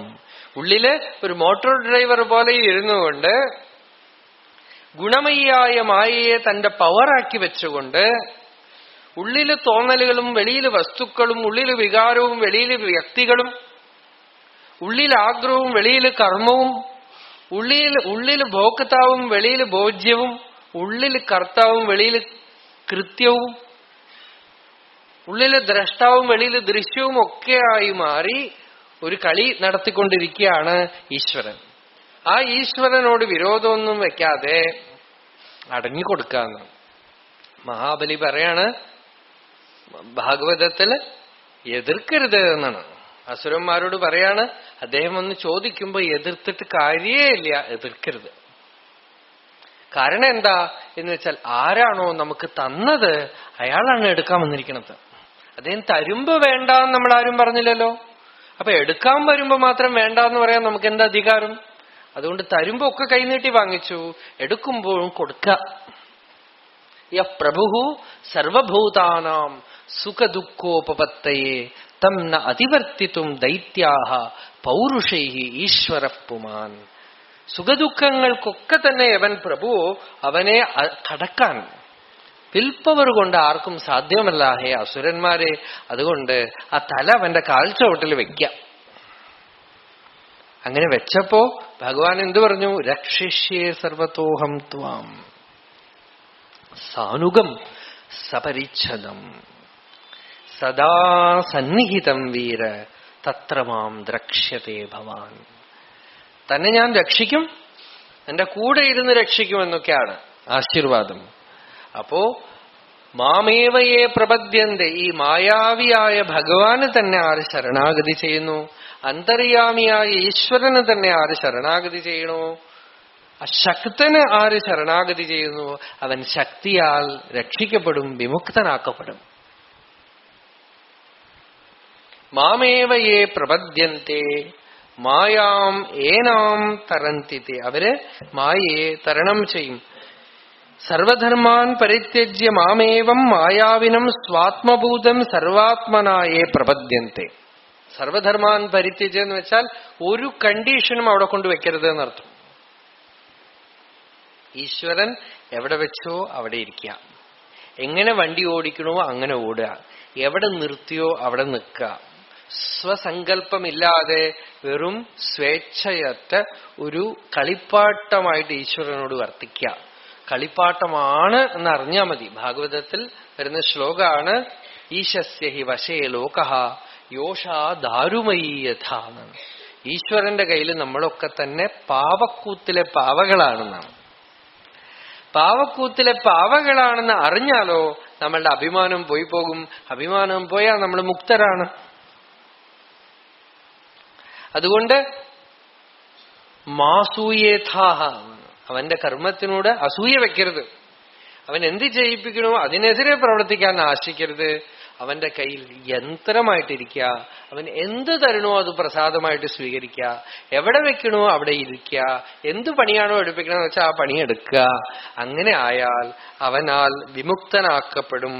അതാണ് സർവധർമാൻ പരിത്യജ്യ മാമേവ മായാവിനം, മായാവിയായ എന്നെ തന്നെ സ്വാത്മഭൂതം, അന്തര്യാമിയായ ഉള്ളിൽ ഇരിക്കുന്ന എന്നെ സർവാത്മന എല്ലാവിധത്തിലും പ്രപദ്യന്തേ, ആരാണോ ശരണാഗതി ചെയ്യുന്നത് സർവഭൂതമോഹിനീം അതിക്രാമന്തി, സർവഭൂതങ്ങളെയും മോഹിപ്പിക്കുന്ന മായയെ അതിക്രമിച്ച് സംസാരബന്ധനാത് മുച്യന്തേ ഇത്യർത്ഥഃ, സംസാരബന്ധനത്തിൽ നിന്നും വിമുക്തരായിട്ട് തീരുന്നു എന്ന് പറയാണ്. അപ്പോ ശരി, ഇപ്പൊ മനസ്സിലായി. ഇപ്പോ ഞങ്ങൾക്ക് മനസ്സിലായി. ഇനിയിപ്പോ എന്താ പാടുള്ളത്? ഇനി മുതൽ ശരണാഗതിയോടുകൂടെ ഇരിക്കുക, പ്രപത്തിയോടെ ഇരിക്കുക, അഭിമാനമില്ലാതെ സ്വസ്ഥമായി കുട്ടികളെ പോലെ ഇരിക്കുക. ട്രെയിനിൽ പോകുമ്പോ നമ്മളുടെ സൂട്ട് കേസ് നമ്മളുടെ തലയിൽ വെക്കേണ്ട ആവശ്യമില്ലല്ലോ. ചോട്ടിൽ വെച്ച് സ്വസ്ഥമായി ഇരുന്നൂടെ? എന്നാലും ചിലരുണ്ട് അവർ പെട്ടി തലയിലേ വെക്കുകയുള്ളൂ.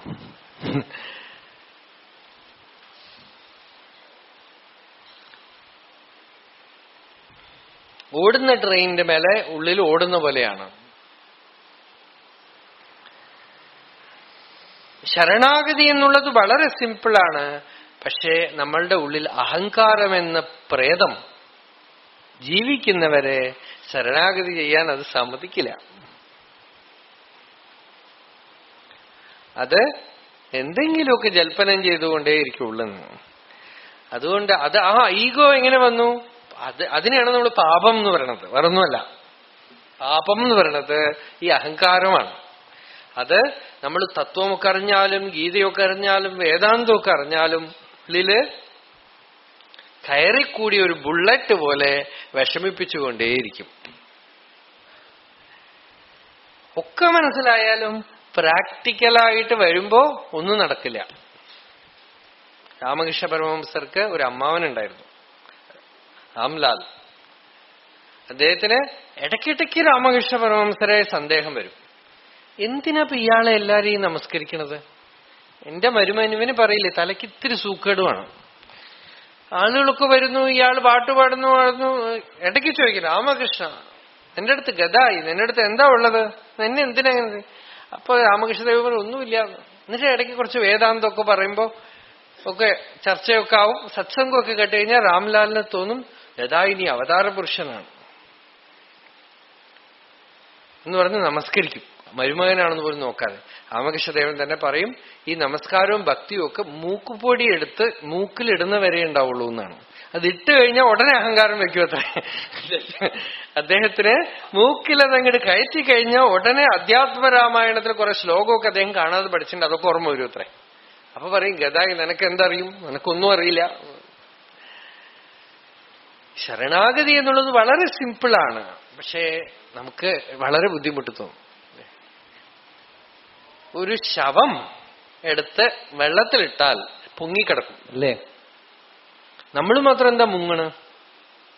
നമ്മളെക്കാളും അപ്പൊ ഈ ജഡശരീരത്തിന് എന്തോ ശക്തിയുണ്ട്. എന്താ ജഡശരീരത്തിന് നമുക്ക് വ്യത്യാസം? അതിന് അഹങ്കാരമില്ല, അത് രക്ഷപ്പെടാൻ ശ്രമിക്കണില്ല, അതുകൊണ്ട് തന്നെ പൊങ്ങിക്കിടക്കുകയാണ്. നമ്മള് രക്ഷപ്പെടാൻ ശ്രമിക്കുന്നത് കൊണ്ട് തന്നെ മുങ്ങിപ്പോവുകയാണ്. രണ്ടും ഒരേ ശരീരമാണല്ലോ. ചത്തുപോയാൽ മാത്രം പൊങ്ങിക്കിടക്കണം, ജീവനോടെ ഇരിക്കുമ്പോൾ മുങ്ങിപ്പോകുന്നു. മാത്രമല്ല മറ്റു പല മൃഗങ്ങളുണ്ട്, അവരൊന്നും നീന്താൻ പഠിക്കാതെ നീന്തുണ്ട്.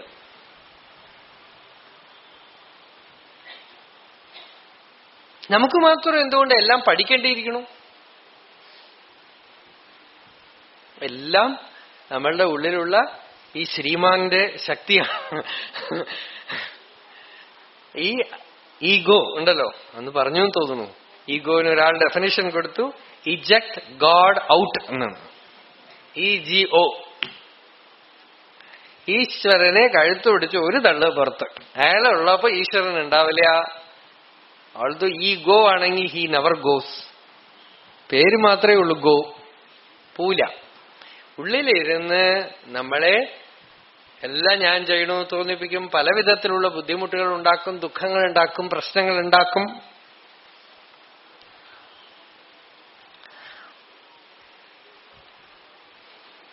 അതാണ് ഭഗവാൻ പറയണത്. പ്രപത്തിന്ന് ഇത്ര സിമ്പിളായിട്ടുള്ള ഒരു ധർമ്മം ഉണ്ടെങ്കിലും ചെയ്യാനൊക്കില്ല. അടുത്ത ശ്ലോകം നോക്കൂ.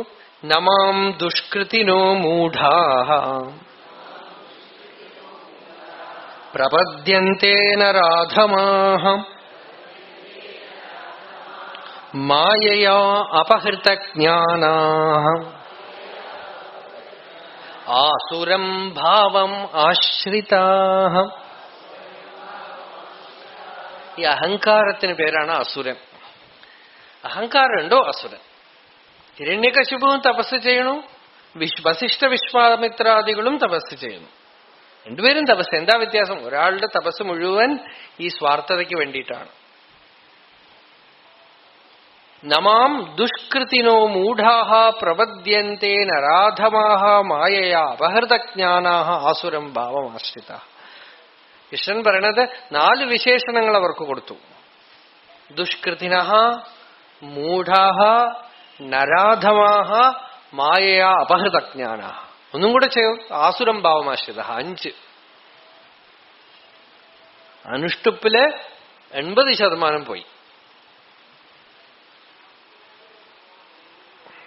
നമാം ദുഷ്കൃതിനഃ. ദുഷ്കൃതിനഃ എന്ന് വെച്ചാൽ ദുഷ്ടകർമ്മങ്ങൾ ചെയ്യുന്നവരെന്നർത്ഥം. ആ കർമ്മം ചെയ്ത് അത് അവരുടെ ഹാബിറ്റായിട്ട് തീർന്നിരിക്കുന്നു. മൂഢാഹ, അവരുടെ ബുദ്ധി മൗഢ്യം ബാധിച്ചിരിക്കുന്നു. നരാധമാഹ, മനുഷ്യരിൽ അധമന്മാര്. അപഹൃതജ്ഞാനാഹ, അവരുടെ ബുദ്ധി ഈസ് ലൂട്ടഡ്, റോബ്ഡ്. അജ്ഞാനം അവരുടെ നിലയ്ക്ക് നിൽക്കില്ല എന്നർത്ഥം. മായ അവരുടെ ബുദ്ധിയെ അപഹരിച്ചു കൊണ്ടുപോയിരിക്കണം. ആസുരം ഭാവമാശ്രിതാഹ, ആസുര സ്വഭാവത്തിനെ ആശ്രയിച്ചിരിക്കുന്നവരാണ്. അസുരന്മാരെന്ന് പറഞ്ഞൊരു സ്പെഷ്യൽ കാറ്റഗറി അല്ല. മനുഷ്യരിൽ അഹങ്കാരം ബലം കൂടുന്തോറും അസുരൻ.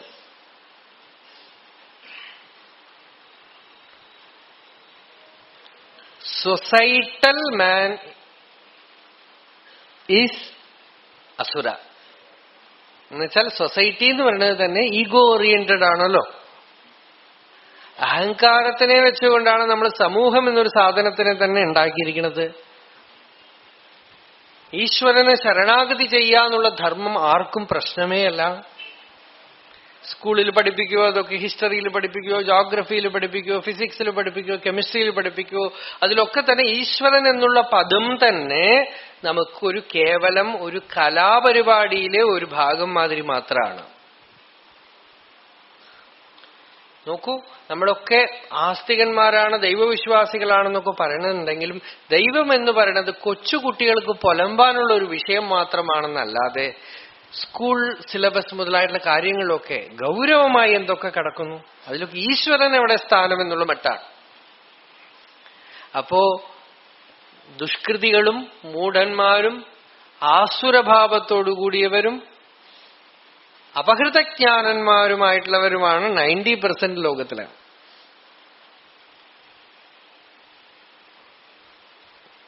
ഈശ്വരൻ എന്നുള്ളത് നമുക്കൊരു പ്രധാനമേ അല്ലല്ലോ. അതുകൊണ്ട് പ്രപത്തി എന്നുള്ളത് ഇത്ര സിമ്പിൾ ആണെങ്കിലും നടക്കില്ല. നമുക്ക് അതൊന്നും പ്രധാനമല്ല.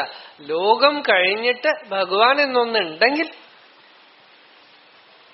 ആത്മാന്ന് എനിക്കൊന്നുണ്ടെങ്കിൽ അതിനെ രക്ഷിക്കട്ടെ എന്ന് പറഞ്ഞത്ര ഒരു യുക്തിവാദി മരിക്കാൻ പോകുമ്പോ പേടി.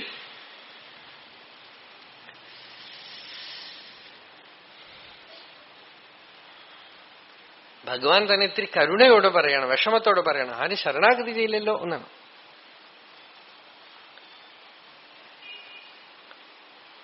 ആസുരംഭാവമാശ്രിത. ഒരു വശത്തു നിന്ന് നോക്കിയാൽ നമുക്ക് അതാണ് തോന്നുക. ലോകത്തിന് ശരണാഗതി ചെയ്യൽ എന്നുള്ളത് വളരെ സിമ്പിളാണെങ്കിലും നമുക്ക് അഹങ്കാരമുള്ളവരെ നടക്കില്ല. അഹങ്കാരം എവിടെ നിന്ന് വന്നു? മൃഗയോനികളിലൂടെയൊക്കെ സഞ്ചരിച്ചതിന്റെ ആഫ്റ്റർ എഫക്റ്റ് ആണ്. സോ അതൊക്കെ തീർന്നു കഴിയണവരെ ഇവൻ അങ്ങനെയൊക്കെ ഇരിക്കുള്ളൂ. ശരണാഗതി ചെയ്യില്ല. ആസുരം ഭാവമാശ്രിതാഹ. അടുത്ത ശ്ലോകം നോക്കൂ.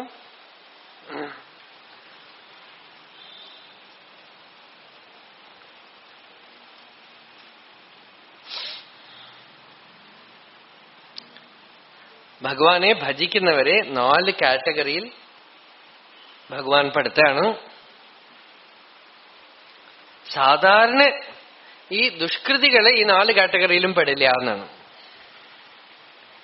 അവര് ഭഗവാന്റെ ആൾക്കൊള്ളൽ ശക്തി, തമിഴിൽ പറയുന്ന ഒരു വാക്കാണ് ആൾക്കൊള്ളൽ. തടുത്ത് ആൾക്കൊള്ളൽ എന്ന് വെച്ചാൽ പിടിച്ചടക്കൽ. നോക്കൂ, നമ്മള് ഭഗവാനെ പിടിക്കലല്ല, ഭഗവാൻ എപ്പോഴും നമ്മളെ പിടിക്കാൻ തയ്യാറായിട്ടുണ്ട്. We have to just expose ourselves to his influence. That's all. It's already there.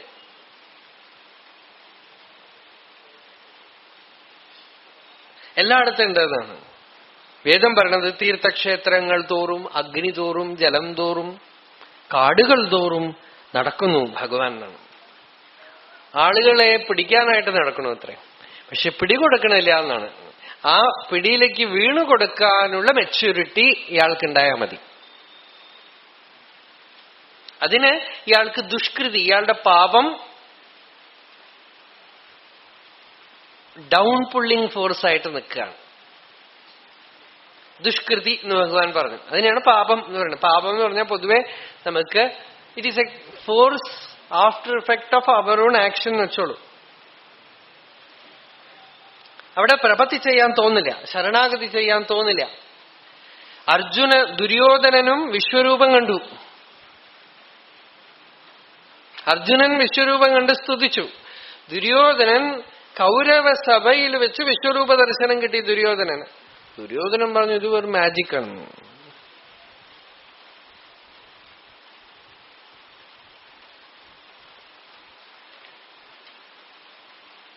ഇതൊക്കെ ഇടയച്ചക്കന്റെ എപ്പിടി വിദ്യയാണെന്ന് തോന്നുന്നു.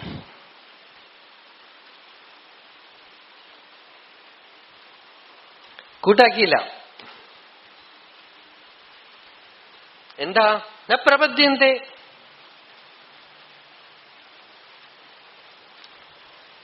മായ അപഹൃതജ്ഞാനാഹ.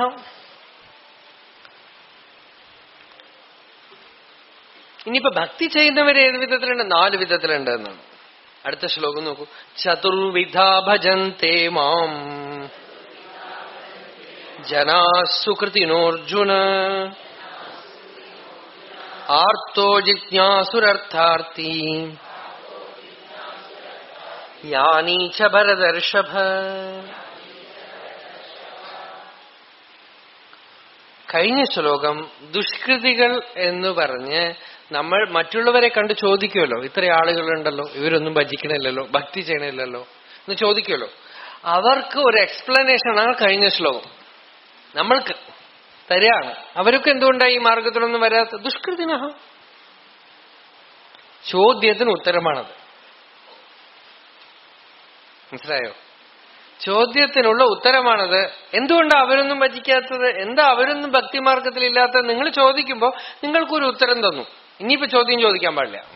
അതിൽ കൂടുതൽ ആ ശ്ലോകത്തിൽ ചോദ്യം ചോദിക്കരുത്. അപ്പൊ അവരൊക്കെ പാപികളാണെന്ന് വെച്ചാൽ അവരുടെ ഉള്ളിൽ ഈശ്വരനില്ലേ എന്നൊന്നും ചോദ്യം അതിൽ കടന്ന് ചോദിക്കാൻ പോയാൽ ഇവിടെ എല്ലാവരും ആത്മസ്വരൂപികളാണ്, നല്ലവരാണ്, ഭഗവത് സ്വരൂപികളാണെന്നൊക്കെ പറയും. അത് അനുഭവം വരും പറയും. അപ്പോ അത് ചോദ്യത്തിനുള്ള ഉത്തരമാണ്. ഇപ്പൊ ഭഗവാൻ പറയണത് 4 വിധത്തിലുള്ള ഭക്തന്മാരുണ്ട്. ചതുർവിധാഹ, 4 വിധത്തിൽ എന്നെ ഭജിക്കുന്നു. എങ്ങനെയാ? ആർത്തഹ, ലോകത്തിൽ എന്തെങ്കിലും സൂക്കേട് വരുമ്പോ, ദുഃഖം വരുമ്പോ, വിഷമം വരുമ്പോ പലതരത്തിലുള്ള ഭജനം തുടങ്ങും. ചിലര് നവഗ്രഹ പ്രതിഷ്ഠ എവിടെ ഉണ്ടോ അതിന് ചുറ്റിക്കൊണ്ടേയിരിക്കും. അവര് നവഗ്രഹത്തിനെ ഭജിക്കുകയല്ല, അവരുടെ ആർത്തി തീരാൻ വല്ല വഴിയുണ്ടോ നോക്കുകയാണ്. എന്തൊക്കെയോ ടെക്നിക്കുകളുണ്ട്. ഇങ്ങനെ പ്രദക്ഷിണം വരും, അപ്രദക്ഷിണം വരും. ഇതൊക്കെ ആര് പറഞ്ഞു കൊടുത്തു എന്നറിയില്ല. എന്തൊക്കെയോ ചെയ്യും.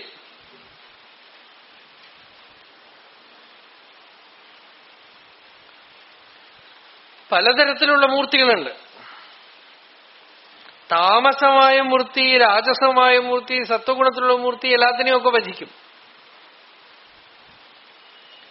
ഇവരുടെ ആർത്തിക്കനുസരിച്ചും ഇവരുടെ വാസനയ്ക്കനുസരിച്ചും സ്വഭാവത്തിനനുസരിച്ചൊക്കെ ഭജനാണ്. പൊതുവെ ശാരീരികമായ വിഷമം, സാംസാരികമായ വിഷമമൊക്കെ തീർക്കാൻ വേണ്ടി ഭഗവാന്റെ അടുത്ത് പോയി പ്രാർത്ഥിക്കുന്നത് ആർത്തഭക്തി.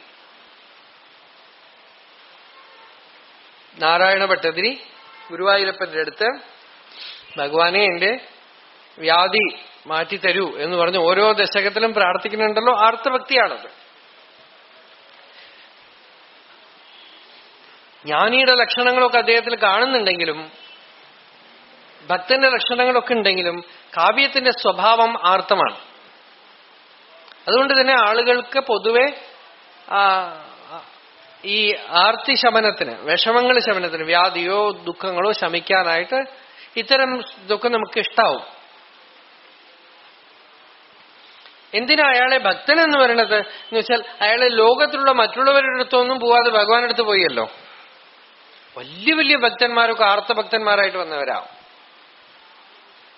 തിരുനാവുക്കര സ്വാമികൾ ശിവഭക്തനായത് വയറുവേദന കൊണ്ടാണ്. വയറുവേദനയും കൊണ്ട് ഒരു വിധത്തിലും ചികിത്സിക്കാതെ അവസാനം പറഞ്ഞു, ഈശ്വരൻ എന്നെ ആൾക്കൊള്ളാൻ വേണ്ടി ഇത് തന്നതാണെന്ന് പറഞ്ഞിട്ടാണ് ആദ്യത്തെ പതികം തന്നെ, തേവാരം, ആദ്യത്തെ തേവാരം തന്നെ കുറ്റായനവാർ വിലക്കവനീർ കൊടുമൈ പല ചെയ്തനൻ നാനറിയേൻ.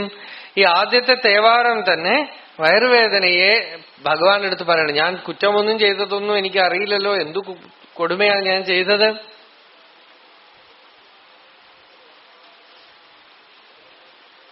എന്റെ ഈ വയറുവേദന ഉള്ളിൽ ഇങ്ങനെ വേദനിക്കണമല്ലോ എന്നൊക്കെ പറഞ്ഞിട്ടുള്ള പാട്ടാണ്.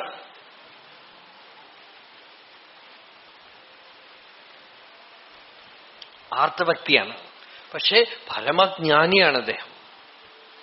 ആർത്തഭക്തനായിട്ടാണ് ഭഗവാന്റെ ആൾക്കൊള്ളലിൽ പെടുന്നത്. ഭഗവാന്റെ കൃപാപാത്രമായി തീർന്നു. അതിനുശേഷം പരമഭക്തനായി. ഈ 63 നായന്മാരിലും ഇത്രയും മധുരമായ പാട്ട് വേറെ ആരുടെ ഇല്ല. ഇത്രയും ഭക്തിരസം.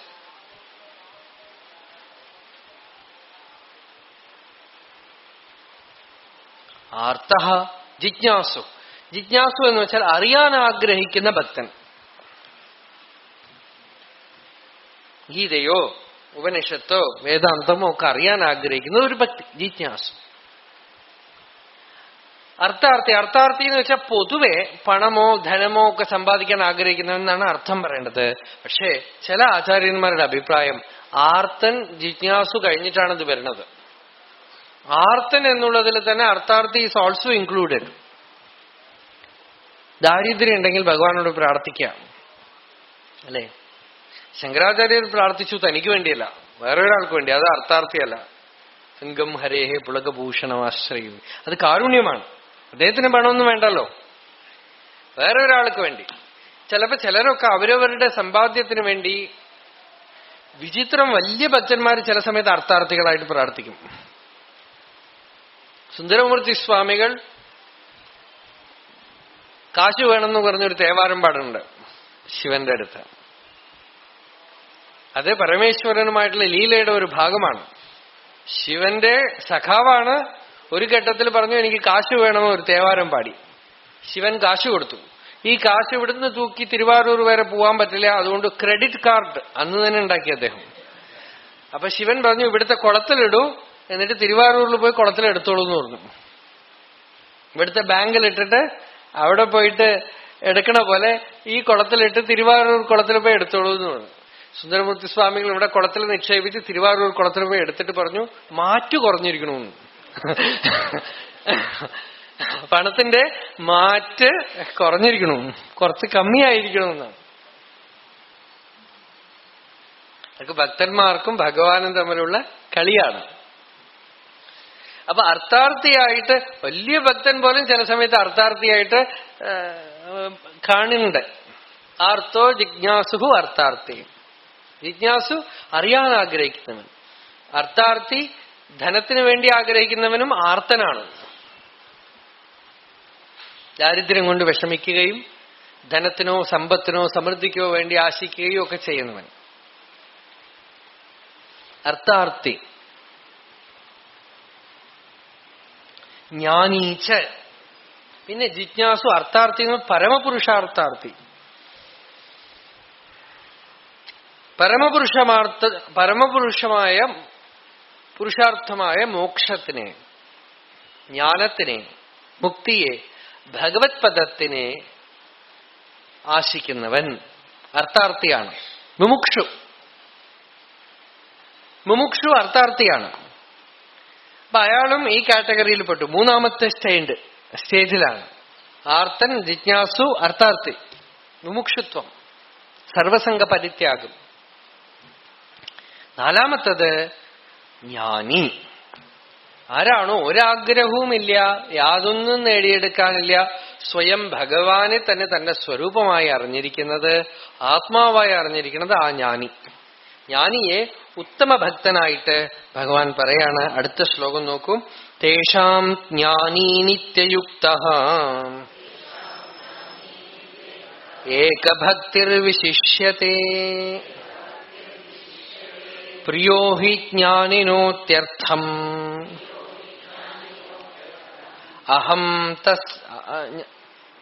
അഹം സച മമ പ്രിയഃ.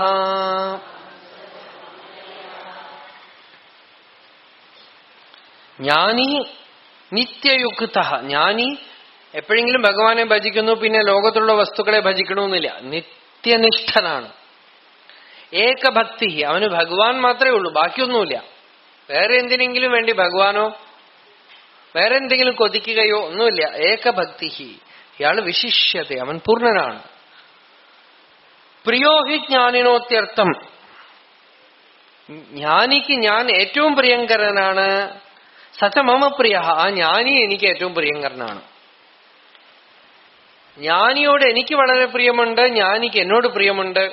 അംബരീഷ ചരിത്രത്തിൽ ഭാഗവതത്തിൽ ഭഗവാൻ പറയാണ്, സാധവോ ഹൃദയം മഹ്യം സാധൂനാം ഹൃദയം തു അഹം മദന്യത്തേന ജാനന്തി നാഹം തേഭ്യോ മനാഗപി. സാധവോ ഹൃദയം മഹ്യം സാധൂനാം ഹൃദയം തു അഹം. സാധുക്കളുടെ ഹൃദയത്തിൽ ഞാനുണ്ട്, എന്റെ ഹൃദയത്തിൽ സാധുക്കളുണ്ട്, ഞങ്ങൾക്ക് തമ്മിൽ ഭേദമേ ഇല്ല. പ്രിയോഹി ജ്ഞാനിനോത്യർത്ഥം. ജ്ഞാനികൾക്ക് ഞാൻ അത്യർത്ഥം പ്രിയനാണ്. സചമമ പ്രിയ. അവൻ എനിക്കും വളരെ പ്രിയങ്കരനാണ്. കാരണം എന്താ? ഏകഭക്തി. ജ്ഞാനിക്ക് ഞാൻ മാത്രമേ ഉള്ളൂ, വേറെ ഒന്നിനോടും ആഗ്രഹമില്ല. നിത്യയുക്ത. നിത്യനിഷ്ഠനാണ്. ജ്ഞാനി തത്വവിത്ത്. തത്വവിത്വാത് നിത്യയുക്ത. തത്വജ്ഞാനം കൊണ്ട് നിത്യയുക്തനാണെന്നാണ്. എങ്ങനെയാണ് ജ്ഞാനിക്ക് നിത്യയോഗം ഉണ്ടായി? തത്വജ്ഞാനം കൊണ്ട്. തത്വജ്ഞാനം വന്നവന് നിത്യയോഗം എന്ന് പറയുന്നത് ഒരു സ്റ്റേറ്റ് അല്ല, ഭൂതവസ്തു വിഷയമാണ്. ഈശ്വരനോടുള്ള നിത്യനിഷ്ഠ എന്ന് പറയുന്നത് അയാള് നേടിയെടുക്കുന്ന ഒരു അവസ്ഥയല്ല. തത്വജ്ഞാനം കൊണ്ട് അതാണ് ഉള്ളത് എന്ന് അറിയുന്നത് കൊണ്ട് പിന്നെ അത് വിട്ടുപോല. മനസ്സുകൊണ്ട്, ധ്യാനം കൊണ്ട്, സമാധി കൊണ്ട് നേടിയെടുക്കുന്ന ഒരു സ്റ്റേറ്റ് അല്ല, ഒരു അവസ്ഥയല്ല. മറിച്ച് തത്വജ്ഞാനം കൊണ്ട് ഈശ്വരനാണുള്ളത്, നമ്മളുടെ ആത്മാ ഈശ്വരനുമായിട്ട് ഒന്നാണ്, ബ്രഹ്മമേ ഉള്ളൂ എന്ന് ജീവബ്രഹ്മൈക്യത്തിനെ മഹാവാക്യം കൊണ്ട് അറിയുന്ന തത്വവിത്ത് പിന്നീട് അവന് നിത്യയോഗം എന്ന് പറയുന്നത് മനസ്സിനെ ആശ്രയിച്ചു കൊണ്ടിരിക്കുന്ന ഒരു സമാധിസ്ഥിതിയല്ല, മറിച്ച് യാഥാതഥ്യസ്ഥിതിയാണ്. ഉള്ളതുള്ളപടിയുള്ള പ്രകാശമാണ്, അപരോക്ഷാനുഭൂതിയാണ്. അതുകൊണ്ട് നിത്യയുക്ത. ഏകഭക്തി. അവന് ഏകഭക്തിയാണ്. കാരണം എന്താ? ഭജനീയസ്യ അന്യസ്യ അദർശനാത്. ആത്മാവിൽ നിന്ന് അന്യമായി ഭജിക്കാൻ ഒന്നിനെയും കാണില്ല അവനെന്നാണ്. ആരെ ഭജിക്കും? എന്തിനെ ഭജിക്കും? ഭജിക്കാൻ ഇവിടെ രണ്ടാമതൊരു വസ്തുവുണ്ട്. അതുകൊണ്ട് അന്യവസ്തുവിനെ കാണാത്തത് കൊണ്ട് അവൻ ഏകഭക്തിയാണ്. സ്വസ്വരൂപാനുസന്ധാനം ഭക്തി. അവന്റെ ഭക്തി സ്വരൂപാനുസന്ധാനമാണ്, സ്വാത്മതത്വജ്ഞാനമാണ്. അതുകൊണ്ട് ഭജിക്കാൻ തന്നിൽ നിന്ന് അന്യമായ, ആത്മാവിൽ നിന്ന് അന്യമായ ഒരു വസ്തു കാണാത്തത് കൊണ്ട് ഏകഭക്തി. അതഃ സ ഏകഭക്തി വിശിഷ്യത്തെ ആധിക്യം ആപദ്യത്തെ.